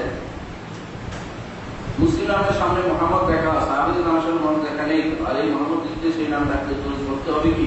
না না, এই মোহাম্মদ লিখতে সেই নামে তৈরি করতে হবে না। আর হচ্ছে এই যে মোহাম্মদ নামটা লেখা হয়, এক সময়ের প্রয়োজনে আমার দেশে মানুষের লিখেছে, তখন তারা বাধ্য করতো যে নামের আগে শ্রী লিখতে বাধ্য করতো। তখন মোহাম্মদ লিখে তারা বুঝে যে আমরা শ্রী লিখবো না, মোহাম্মদ। এখন আলহামদুলিল্লাহ কেউ বাধ্য করে না, আপনাদেরকে অনুরোধ করি কেউ সন্তানদের নাম তুলে রাখবেন না। আমরা যে তৈরি করেছি এই পরিবারে কেউ কোনোদিন না পড়ে, সেটা হচ্ছে নাম ধরে এত লম্বা না হয়। নাম হবে একটা, ওমর, ওসমান, আলী, তালহা, জুবাইর, রাদিয়াল্লাহু আনহু, একটা নাম, সারা জীবন ওদের একটা নাম। আব্দুল্লাহ, আব্দুর রহমান, কত সুন্দর নাম তার হয়ে গেছে। আমরা এখন আবু বকর, মোহাম্মদ জাকারিয়া, কত একটা দিয়ে দিচ্ছেন। এখন আমি এটা নাম দিয়ে পারলে লিখতে যে হাত পাতা হয়ে যায়, তো আর কোনো জায়গায় জায়গা হয় না, অঙ্ক লিখতে দেখি সে কথা যে অঙ্ক আর নাই, নিজের পথ থাকে সব নাই। আমার এক ছোট ভাই ঢাকা ইউনিভার্সিটি ভর্তি হবে, তার নাম আবু মাসুদ মোহাম্মদ মুদাসসির বিল্লাহ। দেখি যে কত বছর ঢাকা ইউনিভার্সিটি ভর্তি হওয়ার জন্য ঘর আছে, ঘর পূরণ করে আবু মাসুদ মোহাম্মদ গেছে, আসলে লিখেছে এই বছর ভর্তি হতে পারে না। কি বিপদ করছে, এত বড় বিপদ মানুষের পড়ে নাম এত বড় রাখবেন না, মোহাম্মদ রাখবেন না। নামটা অবশ্যই রাখবেন সুন্দর নাম, অর্থপূর্ণ নাম। অর্থকাল যেমন রাখি একটু আনকমন করতে যাই না, কাবার নাম রাখবেন না, অথবা অর্থহীন নাম অনেকে রাখে, এটা করবেন না। আলেমদের জিজ্ঞাসা করে সুন্দর একটা নাম রাখেন সন্তানের। হ্যাঁ, রাসূলুল্লাহ সাল্লাল্লাহু আলাইহি ওয়াসাল্লাম নির্দেশনা আসছে সুন্দর নাম রাখতে, এবং তিনি বলেছেন আব্দুল্লাহ, আব্দুর রহমান সবচেয়ে প্রিয় নাম, সবচেয়ে ভালো নাম আল্লাহর কাছে। আর সবচেয়ে সত্য নাম হচ্ছে হারেস মুহাম্মদ। এই দুটো নাম সবচেয়ে সত্য নাম। সত্য নাম কেন? প্রত্যেকটি মানুষের কোনো না কোনো চিন্তা করে, যে হচ্ছে হাম্মাম, প্রত্যেকটি মানুষের কিছু না কিছু করে খায়, সে হচ্ছে হারেস, সত্য নাম। কিছু না কিছু করে খায়, যে ব্যক্তি কিছু করে সে পাগল, যে চিন্তা করে সে আরেক পাগল। সত্য যে সে কোনো একটা চিন্তা করে, কোনো একটা কাজ করে খায়, এটা সত্য নাম। আর সবচেয়ে ভালো নাম হচ্ছে আব্দুল্লাহ, আব্দুর রহমান। এর সাথে মিলিয়ে আল্লাহ নামের সাথে মিলিয়ে যত বেশি রাখতে পারবেন তত বেশি ভালোভাবে এটা রাখেন। আর সাহাবায়ে কেরামদের নাম দিয়ে নাম রাখবেন সুন্দর, তাবেঈদের নাম দিয়ে নাম রাখবেন সুন্দর সুন্দর নাম আছে দেখবেন পেয়ে যাবেন। এবং ইমাম নবীদের নামে নাম রাখেন, তখন যেটা ভালো, নিজেদের মন মতো করে নাম রাখবেন। আর যেটা বলছে দুরূদ পড়তে হবে কিনা মোহাম্মদ, এটা দেখলে দুরূদ পড়তে হবে, এটা উদ্দেশ্যমূলক না, রাসূলুল্লাহ সাল্লাল্লাহু আলাইহি ওয়াসাল্লাম নাম উদ্দেশ্য না। যে কাপড়ে তার শরীর দেখা যায় পাতলা বান্ধে পড়ে নামাজ পড়াও, নামাজের সামনে মোবাইল ফোন রাখা রোজে থাকি, শরীর দেখা গেলে যায় কিন্তু পুরুষ মানুষ মানুষের, কিন্তু একটু থেকে সতর দেখা গেলে যায়, সতর বোঝা গেলে যায় মনে একটা। হ্যাঁ, অনেক সময় মানুষ করে কাপড় পরে কিন্তু শুতে গেলে সব দেখা যায়, রুকুতে গেলেও সমস্যা। এই জাতীয় জিনিস কিন্তু শরীরকে অনুমোদন করে না, এটা তাকওয়ার খেলাফ। এই জাতীয় জিনিসগুলো আমরা করবো না। আর আমাদের সামনে মোবাইল ফোন রাখি কি জন্য বুঝে আমার অবশ্যই বন্ধ করে রাখি। যদি কোনো রাখে কেউ ধরবে টিকবে ধরতে চাইছে না, আমাদের কাছে ভিতরে পড়বে, কিন্তু কোনো কারণে বেঁচে গেছে তখন বন্ধ করাটা দায়িত্ব ভিতরে পড়বে। কারণ বন্ধ না করে আপনি নিজেরও ক্ষতি করছেন, আমার দর্শনের ক্ষতি করছেন। মাথার ভিতরে ক্যাঁ করছে, এখন আমি ভুলে গেছি, ঠিক না, বন্ধ করে দিলেন অ্যাক্টিভিটি। আর তেমনি ভাবে ধরে তৃতীয় আবার কেউ কেউ বারবার করতে করতে তুলে দেখে কে ফোনটা করলো রে, এরপরে বন্ধ করে, এটা আমার শেষ, এর জন্য আমার শেষ হয়ে গেছে। এটা করা যাবে না। আপনি বন্ধ করবেন, বন্ধ করার নিয়তে, দেখার নিয়ত না যে কে করবো, আগে দেখে তারপর বন্ধ করবো, এটা যায়। কোরআন আল্লাহ আমাদের নাম দিল মুসলিম, আমরা বিভিন্ন নামকরণ করে করেছে এই শরীরের মধ্যে থেকে। আমরা বলছি এই পর্যন্ত যায় না, এই নামকরণ কোন রাষ্ট্র সরকার নিজেকে অবিসংবাদিত নেতা শান্তির অগ্রগতি দাবি করা এবং তাকে যদি স্বাধীনতা তাহলে তার যারা সন্তান হয় ইসলামের বিরোধী থাকবে, এই যে জিনিসগুলি হলো রাজনীতি ঝগড়া, এগুলি থেকে ইসলামের বিধান, এগুলি হলো রাজনীতি ঝগড়া। বিচার কথা হয় গুণ হবে, আদৌ সত্য কথা হয় তাহলে তার গুণগুলো হবে না। কিন্তু রাজনীতিক সরকারকে আমরা ইসলাম ঢুকাবো না। এরা হলো বেশিরভাগ এখন এই স্বাধীনতার পোষক দিলেও আর পোষক দিলেও কি আমার কি আসে না, ইসলাম কি হবে আমাকে বলেন, ওটা কি হবে, ইসলাম কি উপকারটা হয়ে যাবে আমাকে বলেন, ইসলাম কি অবকার হবে, না দিলে আমার কি অবকার হবে, কিছুই না। ইসলাম ইসলামের গতি চলবে, আমরা ওইটাকে আইনা মসজিদের ভিতরে ঢুকে এখন দরকার আগে কোন হুজুরের নামের সামনে মুনাজির আজম সত্যির আজম ওলিমা ইমাম আজম বলে কি। প্রথমত এই জাতীয় নামগুলি খেতাব ইসলামে কখনো ছিল না, সাহাবায়ের নামের আগে কি আচ্ছা সব এই মধ্যে হালাল আলাল নাস মিন হালাল ওয়া হারাম হচ্ছে মুআযিব জামাল রাদিয়াল্লাহু আনহু, উনি হচ্ছে আলাল নাস মিন হালাল ওয়া হারাম, হালাল হারাম সবচেয়ে বেশি জানেন মুআযিব জামাল রাদিয়াল্লাহু আনহু। এখন আমি যদি বলি মুনাজ্জির আযম কে আযম তো কাজ এরপরে যদি মুআযিব না আলাদা বলি কিভাবে এভাবে বলবেন না, উনি মুআযিব জামাল নাম আমার নাম জাকারিয়া বা জাকারিয়া বলেন, এরপরে বলেন যে জাকারিয়া চাকরি আছে একটা ইসলামী বিশ্ববিদ্যালয়ে ঠিক আছে, ইসলামী বিশ্ববিদ্যালয় আছে একটু সেটা চাকরি নির্বাহ কাজ দায়িত্ব সেটা বলেন, কিন্তু এর বাইরে আপনি তাকে এত জিনিস বাড়াই দিচ্ছে এটা হারাম হবে, গুণ হবে। এই যে জিনিসগুলো বাড়িয়ে দেয় গুণের কাছে। ইয়াজুজ মাজুজ কোন নবীর বংশধর ও দাজ্জাল কোন নবীর বংশধর, তারা আদমের সন্তান কি? ইয়াজুজ মাজুজ দাজ্জাল সবাই আদমের সন্তান। যারা বলে দাজ্জাল হচ্ছে ইউরোপীয় সভ্যতা, তারা ভুল করছে। দাজ্জাল ইউরোপীয় সভ্যতা না, ইউরোপীয় সভ্যতা দাজ্জালের চেয়েও মারাত্মক, টাকা দাম বিষয়। হ্যাঁ, সবচেয়ে বড় দাজ্জাল, কারণ দাজ্জালের তার চেয়ে বড় দাজ্জাল আর কিছু হতে পারে না, বড় তাকে হতে পারে না। সেই জন্য আমরা ভয় বলতেছি না যে এর চেয়ে বড়, কিন্তু আসলেই তার যে কানা দাজ্জাল যখন আসবে তখন সে সারা পৃথিবী ভ্রমণ করবে এবং তার সাথে যুদ্ধ হবে, ঈসা আলাইহিস সালাম নেমে আসবে, সব সত্য। এর অর্থ হচ্ছে এটা মানুষ হবে এবং সে ইহুদি মায়ের সন্তান হবে, রাসূলুল্লাহ বলে দিয়েছেন, এবং সে কথা বলবে এই সভ্যতা এই সভ্যতা না। তাহলে কি দাজ্জাল অবশ্যই আদম সন্তান, ইয়াজুজ মাজুজ এরা হচ্ছে নূহ আলাইহিস সালামের সন্তান, ইয়াফেসের বংশধর, সাদা চামড়াধারী লোকেরা এরা। এই জন্য কেউ কেউ তার ইহুদিরা ইউরোপীয়রা যখন আমার দেশে আসে ইহুদিগঞ্জ চলে আসছে না, আসে নাই। ইহুদিগঞ্জ যেদিন আসবে সেদিন বুঝবেন একটি ঘটনা, আগে বুঝতে পারবেন না এটা। এই জন্য ওরা আসে না, ওরা এখনো বাধা অবস্থায় আছে, সেখান থেকে বের হতে পারেনি। বের হলে রাসূলুল্লাহ সাল্লাল্লাহু আলাইহি ওয়াসাল্লাম বলেছেন সাত্তু ইয়াজুজ ওয়া মাজুজ, যুলকারনাইন যে বন্ধ করে দিচ্ছে তাদেরকে, এরা বের হতে পারে। বের হলে তারা সব নিয়ে খেয়ে শেষ, খাবার করে দেবে। খারেজি কারা? কোন মতগুলি গ্রহণ করার কারণে তারা খারেজি হলো? খারেজি হচ্ছে যারা কবিরা গুনার কারণে মানুষকে কাফের বলে। কথা হচ্ছে এটা, কবিরা গুনার কারণে তারা মানুষকে কাফের বলে। আর ইমাম হক ইমাম বা রাষ্ট্রপ্রধানের বিরুদ্ধে দাঁড়ানো তাদের কাছে একটা নীতি হয়ে দাঁড়িয়েছে। তাদের কাছে নীতি হয়ে যাচ্ছে রাষ্ট্রপ্রধান, আমাদের ইসলামের নীতি হচ্ছে রাষ্ট্রপ্রধান যদি কাফেরও হয় আমাদের মাসলাহাত দেখতে হবে, ইসলামের স্বার্থ রক্ষার কারণে প্রয়োজনে চুপ থাকতে হবে। বুঝছেন কিনা কথা? কাফেরও হয়ে গেল মানে কাফের, আমি বলি না কাফের, যদি কোনো তার কাফেরও হয় রাষ্ট্রপ্রধান, তারপরেও ইসলামের স্বার্থ রক্ষার্থে আপনাকে অবস্থা বুঝে কাজ দায়িত্ব দিতে হবে। কিন্তু খাবার দেয় এটা না, কাফের তো কাফের এগুলো বের এগুলো এই যে কাজগুলি করেছে হারুদিরা, তারা এই কাজগুলি করেছে। এই জন্য তখন কিন্তু খারেজি আরম্ভ হয়েছে, এখনো আছে খারেজি যারা মারামারি কাটাকাটি হানাহানিতে মানুষকে যুদ্ধ হত্যার মধ্যে তারা ওস্তাদ, এই সমস্ত মানুষগুলি খাওয়ারের ভিতরে পড়ে, খাওয়ারের ভিতরে পড়ে। প্রথম মারফত কার মাধ্যমে হাসিল হয়? মারফতের সাথে সম্পর্ক কি? মারফত ব্যাপারে মারফত তো এই মারফত শব্দটা কোরআনে আসছে না হাদিসে আসছে, কোনো আসে। এই জন্য মারফত নামাটা লিখতে বেড়া তরিকত কোথাও আসে না, মারামাত হাকিকত কিন্তু কোনটাও আসে না। একমাত্র শরীয়ত শরিয়া, একমাত্র শব্দ আসে শরিয়া, শরিয়া দিয়ে চলতে হবে, শরীয়ত দিয়ে কবর যেতে হবে। আর হচ্ছে রুকু বেলে রাখা বলতে হবে কি হচ্ছে, সেই রাখা কিছু বাদে পড়া হয়নি, এটা একটা মাসালা, একটা মাসালা। অধিকাংশ আলেম আমার উস্তাদদের সবাইকে দেখেছি, তারা বলছে তত লিখেছে, তো দলিল দিয়েছেন, শেখ মোহাম্মদ সাল্লাল্লাহু আলাইহি ওয়াসাল্লাম একটা বই লিখেছে, এর উপরে রুকু বেলে রাখাত হবে, রুকু বেলে রাখাত হবে। এর বাইরে আরো কিছু আলেম ছিলেন পরবর্তীতে, আর হাদিস আলেমদের মধ্যে একটা বিরাট গোষ্ঠী মনে করেন রুকু পাইলেও তারা মনে রাখা হয়নি মনে করেন, এই জন্য কিছু ব্যাপারটা পড়েনি। যদি কেউ এটা আমল করার বিরোধিতা করি না, যদি আপনি বিরোধিতা করেন, তবে আমি মনে করি রুকু বেলে রাখা হবে। কারণ হচ্ছে সূরা ফাতিহা হচ্ছে একটা হচ্ছে আমলি, আরেকটি হচ্ছে কাউলি।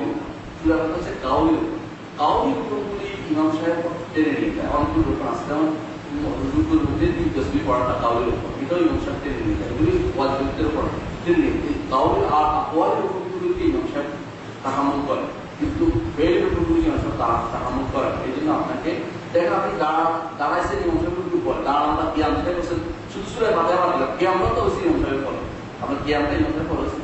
তারপরে গ্রহণ করছেন কেন? কারণ রুকুই রুকুর কিয়ামের কাছাকাছি, এই জন্য ইমাম সাহেব গ্রহণ করে দিয়েছেন। সবচেয়ে বড় কথা হচ্ছে হাদিসে আছে, মান আদরাকা রুকুআ ফাকাদ আদরাকা রাকা, হাদিস আছে। এই হাদিসটা কেউ দুর্বল বলেছে, কেউ সহিহ বলেছে, কেউ বলেছে তারা সহিহ, দুর্বল বলেছে এটা ঠিক না, হাদিসটা সহিহ। কিন্তু কেউ বলেছে এই জন্য যে এখানে রাকাত দ্বারা মান আদরাকা রাকাতা ফাকাদ আদরাকা, মান আদরাকা রাকাতা ফাকাদ আদরাকা সালাত আছে। হ্যাঁ, রাকাত দ্বারা খাওয়া অবস্থা, এক রাকাত বুঝানো রুকু বুঝায়।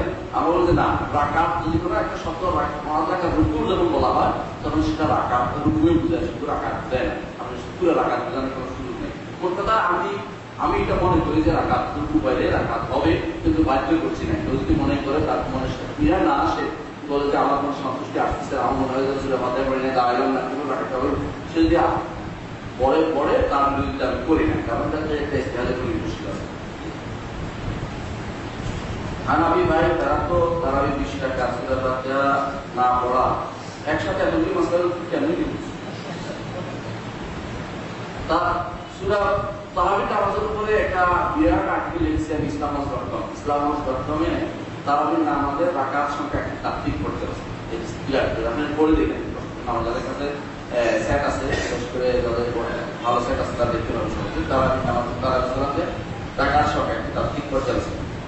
এটা আমি গ্লোবাল সর্বসয় বলতে পারবো, তবে সংক্ষেপে এটাই বলি, রাতের সালাতের ব্যাপারে সুনির্ধারিত কোনো সংখ্যা নির্ধারণ করবেন না, যতটুকু পারেন করবেন। আপনি 4 রাকাত করেন, 2 রাকাত করেন, 8 রাকাত করেন, 20 রাকাত করেন, 25 রাকাত করেন, 32 রাকাত করেন, আপনাকে মারা করতে হবে 100 রাকাত করে মানুষ শুধু সময় খুলে আপনার রাসূলুল্লাহ সাল্লাল্লাহু আলাইহি ওয়াসাল্লাম ওয়াল ইসলাতে আহাদাকুম নাশাত, তোমাদের প্রত্যেকে যেন যতটুকু সে বুঝে, মানে তার কর্মতৎপর থাকে শরীরের সাথে বা আল্লাহ সবটুকু যেন পড়ে, এটা বাড়াবাড়ি করাটা একটা গুনার কাজ। 20 রাকাত যে করছে তাড়াতাড়ি করে পড়ছে, পূর্ণ মিনিটে শেষ করছে, এটা জুলুম করছে যে নামাজ না পড়ছে না কেরাত করছে, কিছুই করে। আবার যে ব্যক্তি 8 রাকাতও এরকম করে আদায় করছে, এর মধ্যে যদি এই আয়াত পার্থক্য করে কিন্তু সমান হয়ে গেছে। রাসূলুল্লাহ সাল্লাল্লাহু আলাইহি ওয়াসাল্লামের সালাত সৌন্দর্য বর্ণনা করছে আয়েশা রাদিয়াল্লাহু আনহা, না তাসাল মুসলিমিনা, তার সুন্দর কি কেউ জিজ্ঞাসা করে না, উনি বর্ণনা করতে পারছে আর সুন্দর করে সালাত করে। আপনারা করেন সুন্দর করে, আদায় করতে কোনো সমস্যা নেই। আলহামদুলিল্লাহ, যদি কোনো বেশি করতে চায় সুন্দর করে, আমার আপত্তি নেই। আসলে কোয়ালিটি হওয়া উচিত, কোয়ান্টিটি নেই। আমরা কোয়ালিটির দিকে বেশি যাচ্ছি, কত বেশি করছি এ নিয়ে পাগল হয়ে যায়। হ্যাঁ, আপনি কত সুন্দর ভাবে সালাতটা আদায় করছেন, এদিকে একটু চিন্তা ভাবনা করেন। সাহাবায়ে কেরামের চিন্তা ছিল সবসময় সুন্দর, কত সুন্দর করে করছে এটা দিয়ে চিন্তা ভাবনা করতেন। কখনো এত বেশি রাকাত সাহাবায়ে কেরাম থেকে বর্ণিত হয় যে 100 রাকাত করছে একদিনে, এক রাতে 120 রাকাত করছে, সাহাবায়ে কেরাম থেকে দেখা যায় না। তার বাইরে কিন্তু অনেক কিছু দেখা যায়, এটা আলাদা। হুজুর, আমাদের জিলাগুলো ব্যবহার করতে হবে কি? যদি পবিত্রতা অবশ্যই অর্জন করতে হবে, উদ্দেশ্য পবিত্রতা। জিলাগুলো সরাসরি এবং যারা বলে যে জিলাগুলো আসলে মাঠে মিজানের পাল্লা দেওয়ার বিচার করছে, জিলাগুলো উদ্দেশ্য না, উদ্দেশ্য হচ্ছে পবিত্রতা অর্জন করা। পবিত্রতা এখন যদি পানি দিয়ে আপনি পবিত্র করতে পারেন, আপনার জিলাগুলো কাকে না, আপনি জিলাগুলো দিয়ে আপনি পবিত্র হয়ে যান, তো পানি লাগবে না। আর যদি বলেন যে জিলাগুলো নিলাম, পানিও নিলাম, নিষেধ নেই, কিন্তু এটা সরাসরি সুন্নাত করার কোনো দলিল নেই। এই দুইটা করার একসাথে বাধ্যতামূলক করার কোনো দলিল নেই। আপনি এই জন্য যারা হাঁটাহাঁটি করে এইগুলি করবেন না, এগুলো নাজায়েজ করা, এগুলি সম্পূর্ণ ইসলামকে অবমাননা করার জন্য যে আছে। যারা এগুলো করছে ইসলামকে অবমাননা করছে, এদেরকে চাইলে পাইলে আমি শাস্তি দিতে যে আমার ক্ষমতা নিতে আমি কারো বাইরে বলছি। ব্যক্তির জানাজা, এক ব্যক্তির জানাজা নামাজে কোনো ব্যক্তি একবার শরীক করলো, তার দ্বিতীয়বার শরীক করার সুযোগ আছে কি? আর শরীক করলে তার নামাজ বৈধ হবে কিনা? জানাজা নামাজ একবারই হয়, 2-3 বার হয় না, যেটা করতে সেটা বেড়া আছে না, যেখানে একবার এখানে একবার ওখানে একবার এখানে নিয়ে যাচ্ছে, এটা কি জানাজার নামাজ তাড়াতাড়ি করে তাদের খবর দিতে বলেছে, এর নিয়ে দিচ্ছে দেখা দিতে বলে নাই। এখন যদি কোনো কোথাও কোনো অভিভাবক বাদ করে যায় কোনো এলাকায়, তখন সে এলাকার লোকেরা তাকে নামাজ দিতে পারে, কিন্তু টাকায় হয়েছে এখন গ্রামে নিচ্ছে, এটা আলাদা কিছু, সেখানে আমি দিবে না, তিনি এটা হবে না, কারণ এটা দোয়া করবে তিনি আর নামাজ দিবেন না। এই দ্বিতীয়বার নামাজ করার কোনো দলিল পাওয়া যায় না। আসলে দৃষ্টি হচ্ছে দলিল করার জন্য দলিল লাগে, না করার জন্য দলিল লাগে না, যেমন মানে আমি নামাজ পড়ার জন্য দলিল, দ্বিতীয়বার বসতে আমার দলিল পাইলে আমরা বলতাম যে দ্বিতীয়বার পড়া, দ্বিতীয়বার পরে নাই আমি দলিল দিব, কারণ দ্বিতীয়বার সালাত আদায় করবেন না জানাজার সময়। কোনো ব্যক্তি যদি বুখারী শরীফকে অস্বীকার করে কিংবা তিরস্কার করে কিংবা বলে আমি বুখারী শরীফ মানি না, সে ব্যক্তি ইমানদার কিনা? বুখারী শরীফ যদি কোনো ইমাম বুখারীর বিরুদ্ধে ইমাম বুখারী যদি ওনার দানটা নষ্ট করে থাকে, ওনার বিরুদ্ধে লাঠিটা নিয়ে নামে, আমার কোনো আপত্তি নেই ব্যক্তিগত, কিন্তু বুখারী শরীফের হাদিসের বিরুদ্ধে একটা হাদিসকে অস্বীকার করলে তোমার কাফের হয়ে যায়। আর এখানে কয় হাজার হাদিস অস্বীকার করছে, এই জাতীয় মানুষকে বুঝাতে হবে প্রথমে, তারা অনেকেই না বুঝে আল্লাহ রাসূলের বিরুদ্ধে নামে। এই সমস্ত মানুষকে কাফের করার আগে দুটো জিনিস করতে হবে, একটা হচ্ছে তাকে বুঝাতে হবে আর তার সন্দেহটা দূর করতে হবে। বলুন যে বুখারী মানুষের আমরা তো উনি কি কি ভুল করছে আমরা বলে দেন, যে আমি পড়ে দেন পড়ার পরে আমি বিশ্বাস যদি কেউ বুখারী পড়ার পরে বুখারী একটু ভালো না বসে পারে না, তার মধ্যে অধিকাংশ না জেনে না বুঝে এই সমস্ত কথাগুলি বলে, তাদেরকে বুঝাবেন, তারা এই কথাটা ফলো করতে পারে না। ইমাম বুখারী রাহমাতুল্লাহ আলাইহি ইনশাআল্লাহ মিনাল্লাযিনা তাদের ব্যাপারে আমরা ভালো ধারণা রাখি, এরকম মানুষ ইনশাআল্লাহ তারা আল্লাহ তাআলা জান্নাতে তারা প্রবেশ করবে, এবং তারাই পথ দেখেছেন এই মধ্যে অনেককে সঠিক পথে অনুসারী যারা তাদের মধ্যে বুখারী একজন। মৃত ব্যক্তি লাশ করে রেখে তার স্বজনরা খাবার খেতে পারবে কি? লাশকে দূর যাত্রাকালীন তার নিকট স্বজনরা খাবার খেতে পারে, তারা কি খেতে পারে, খেতে পারে, কোনো সামান্য রুচি হয় না, যেটা আলাদা কথা, কিন্তু খেতে পারে না যায় হবে না। মৃত ব্যক্তি কুশল হতে দাফন সম্পাদন নামাজ কত তকবীর প্রতি তকবীরে দোয়া করতে হয়, এটা তো সহজ জিনিস, সবাই জানে।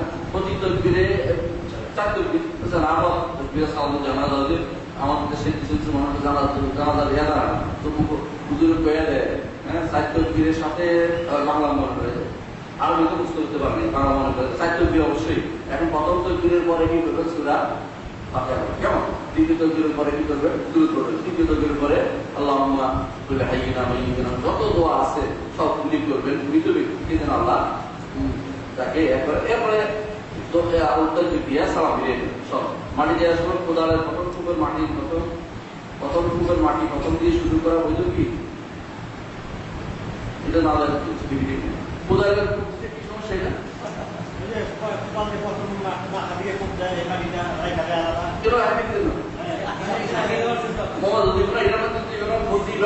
প্রতিভা উপকারের কোনো আশা করতে শিল্পী, এই জন্য এটা না করতে কোনো চিন্তা ভাবনা না, কোদাল মাটি তো ছিলই না, আর এক নম্বর মাটি দেয় যে হাত দিয়ে উঠে রাখে, আবার ঢুকে দিয়ে বন্ধ করে দেয়। এই কোদাল মাটি যদি করে তো ভালো মন্দ কোনো ভয় আকিদা পোষণ করে শিল্পী।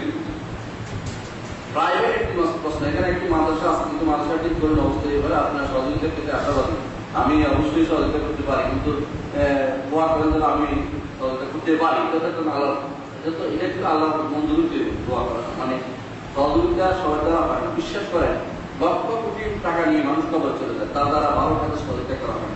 আবার একটা মানুষের সারা জীবন আয়ক কিন্তু আল্লাহ রাস্তায় করে কবর চলে যাচ্ছে, তার আল্লাহ কবুল করছে, ঠিক আছে? আমি যেন তার ভালো কাজে সহযোগিতা করতে পারি, সে তো আপনারা আলোচনা করবেন। এবং আমি আসলে আমি শুনেছি আজকে যে অনেকগুলো ছাত্র আছে, আমি প্রথম মনে করছি না ছাত্র আছে, জানি নেই, আজকে আমার পড়ানো হয়েছে, এখানে সহযোগিতা করা দরকার। আমি ইনশাআল্লাহ সহযোগিতা করবো, আপনারা যাক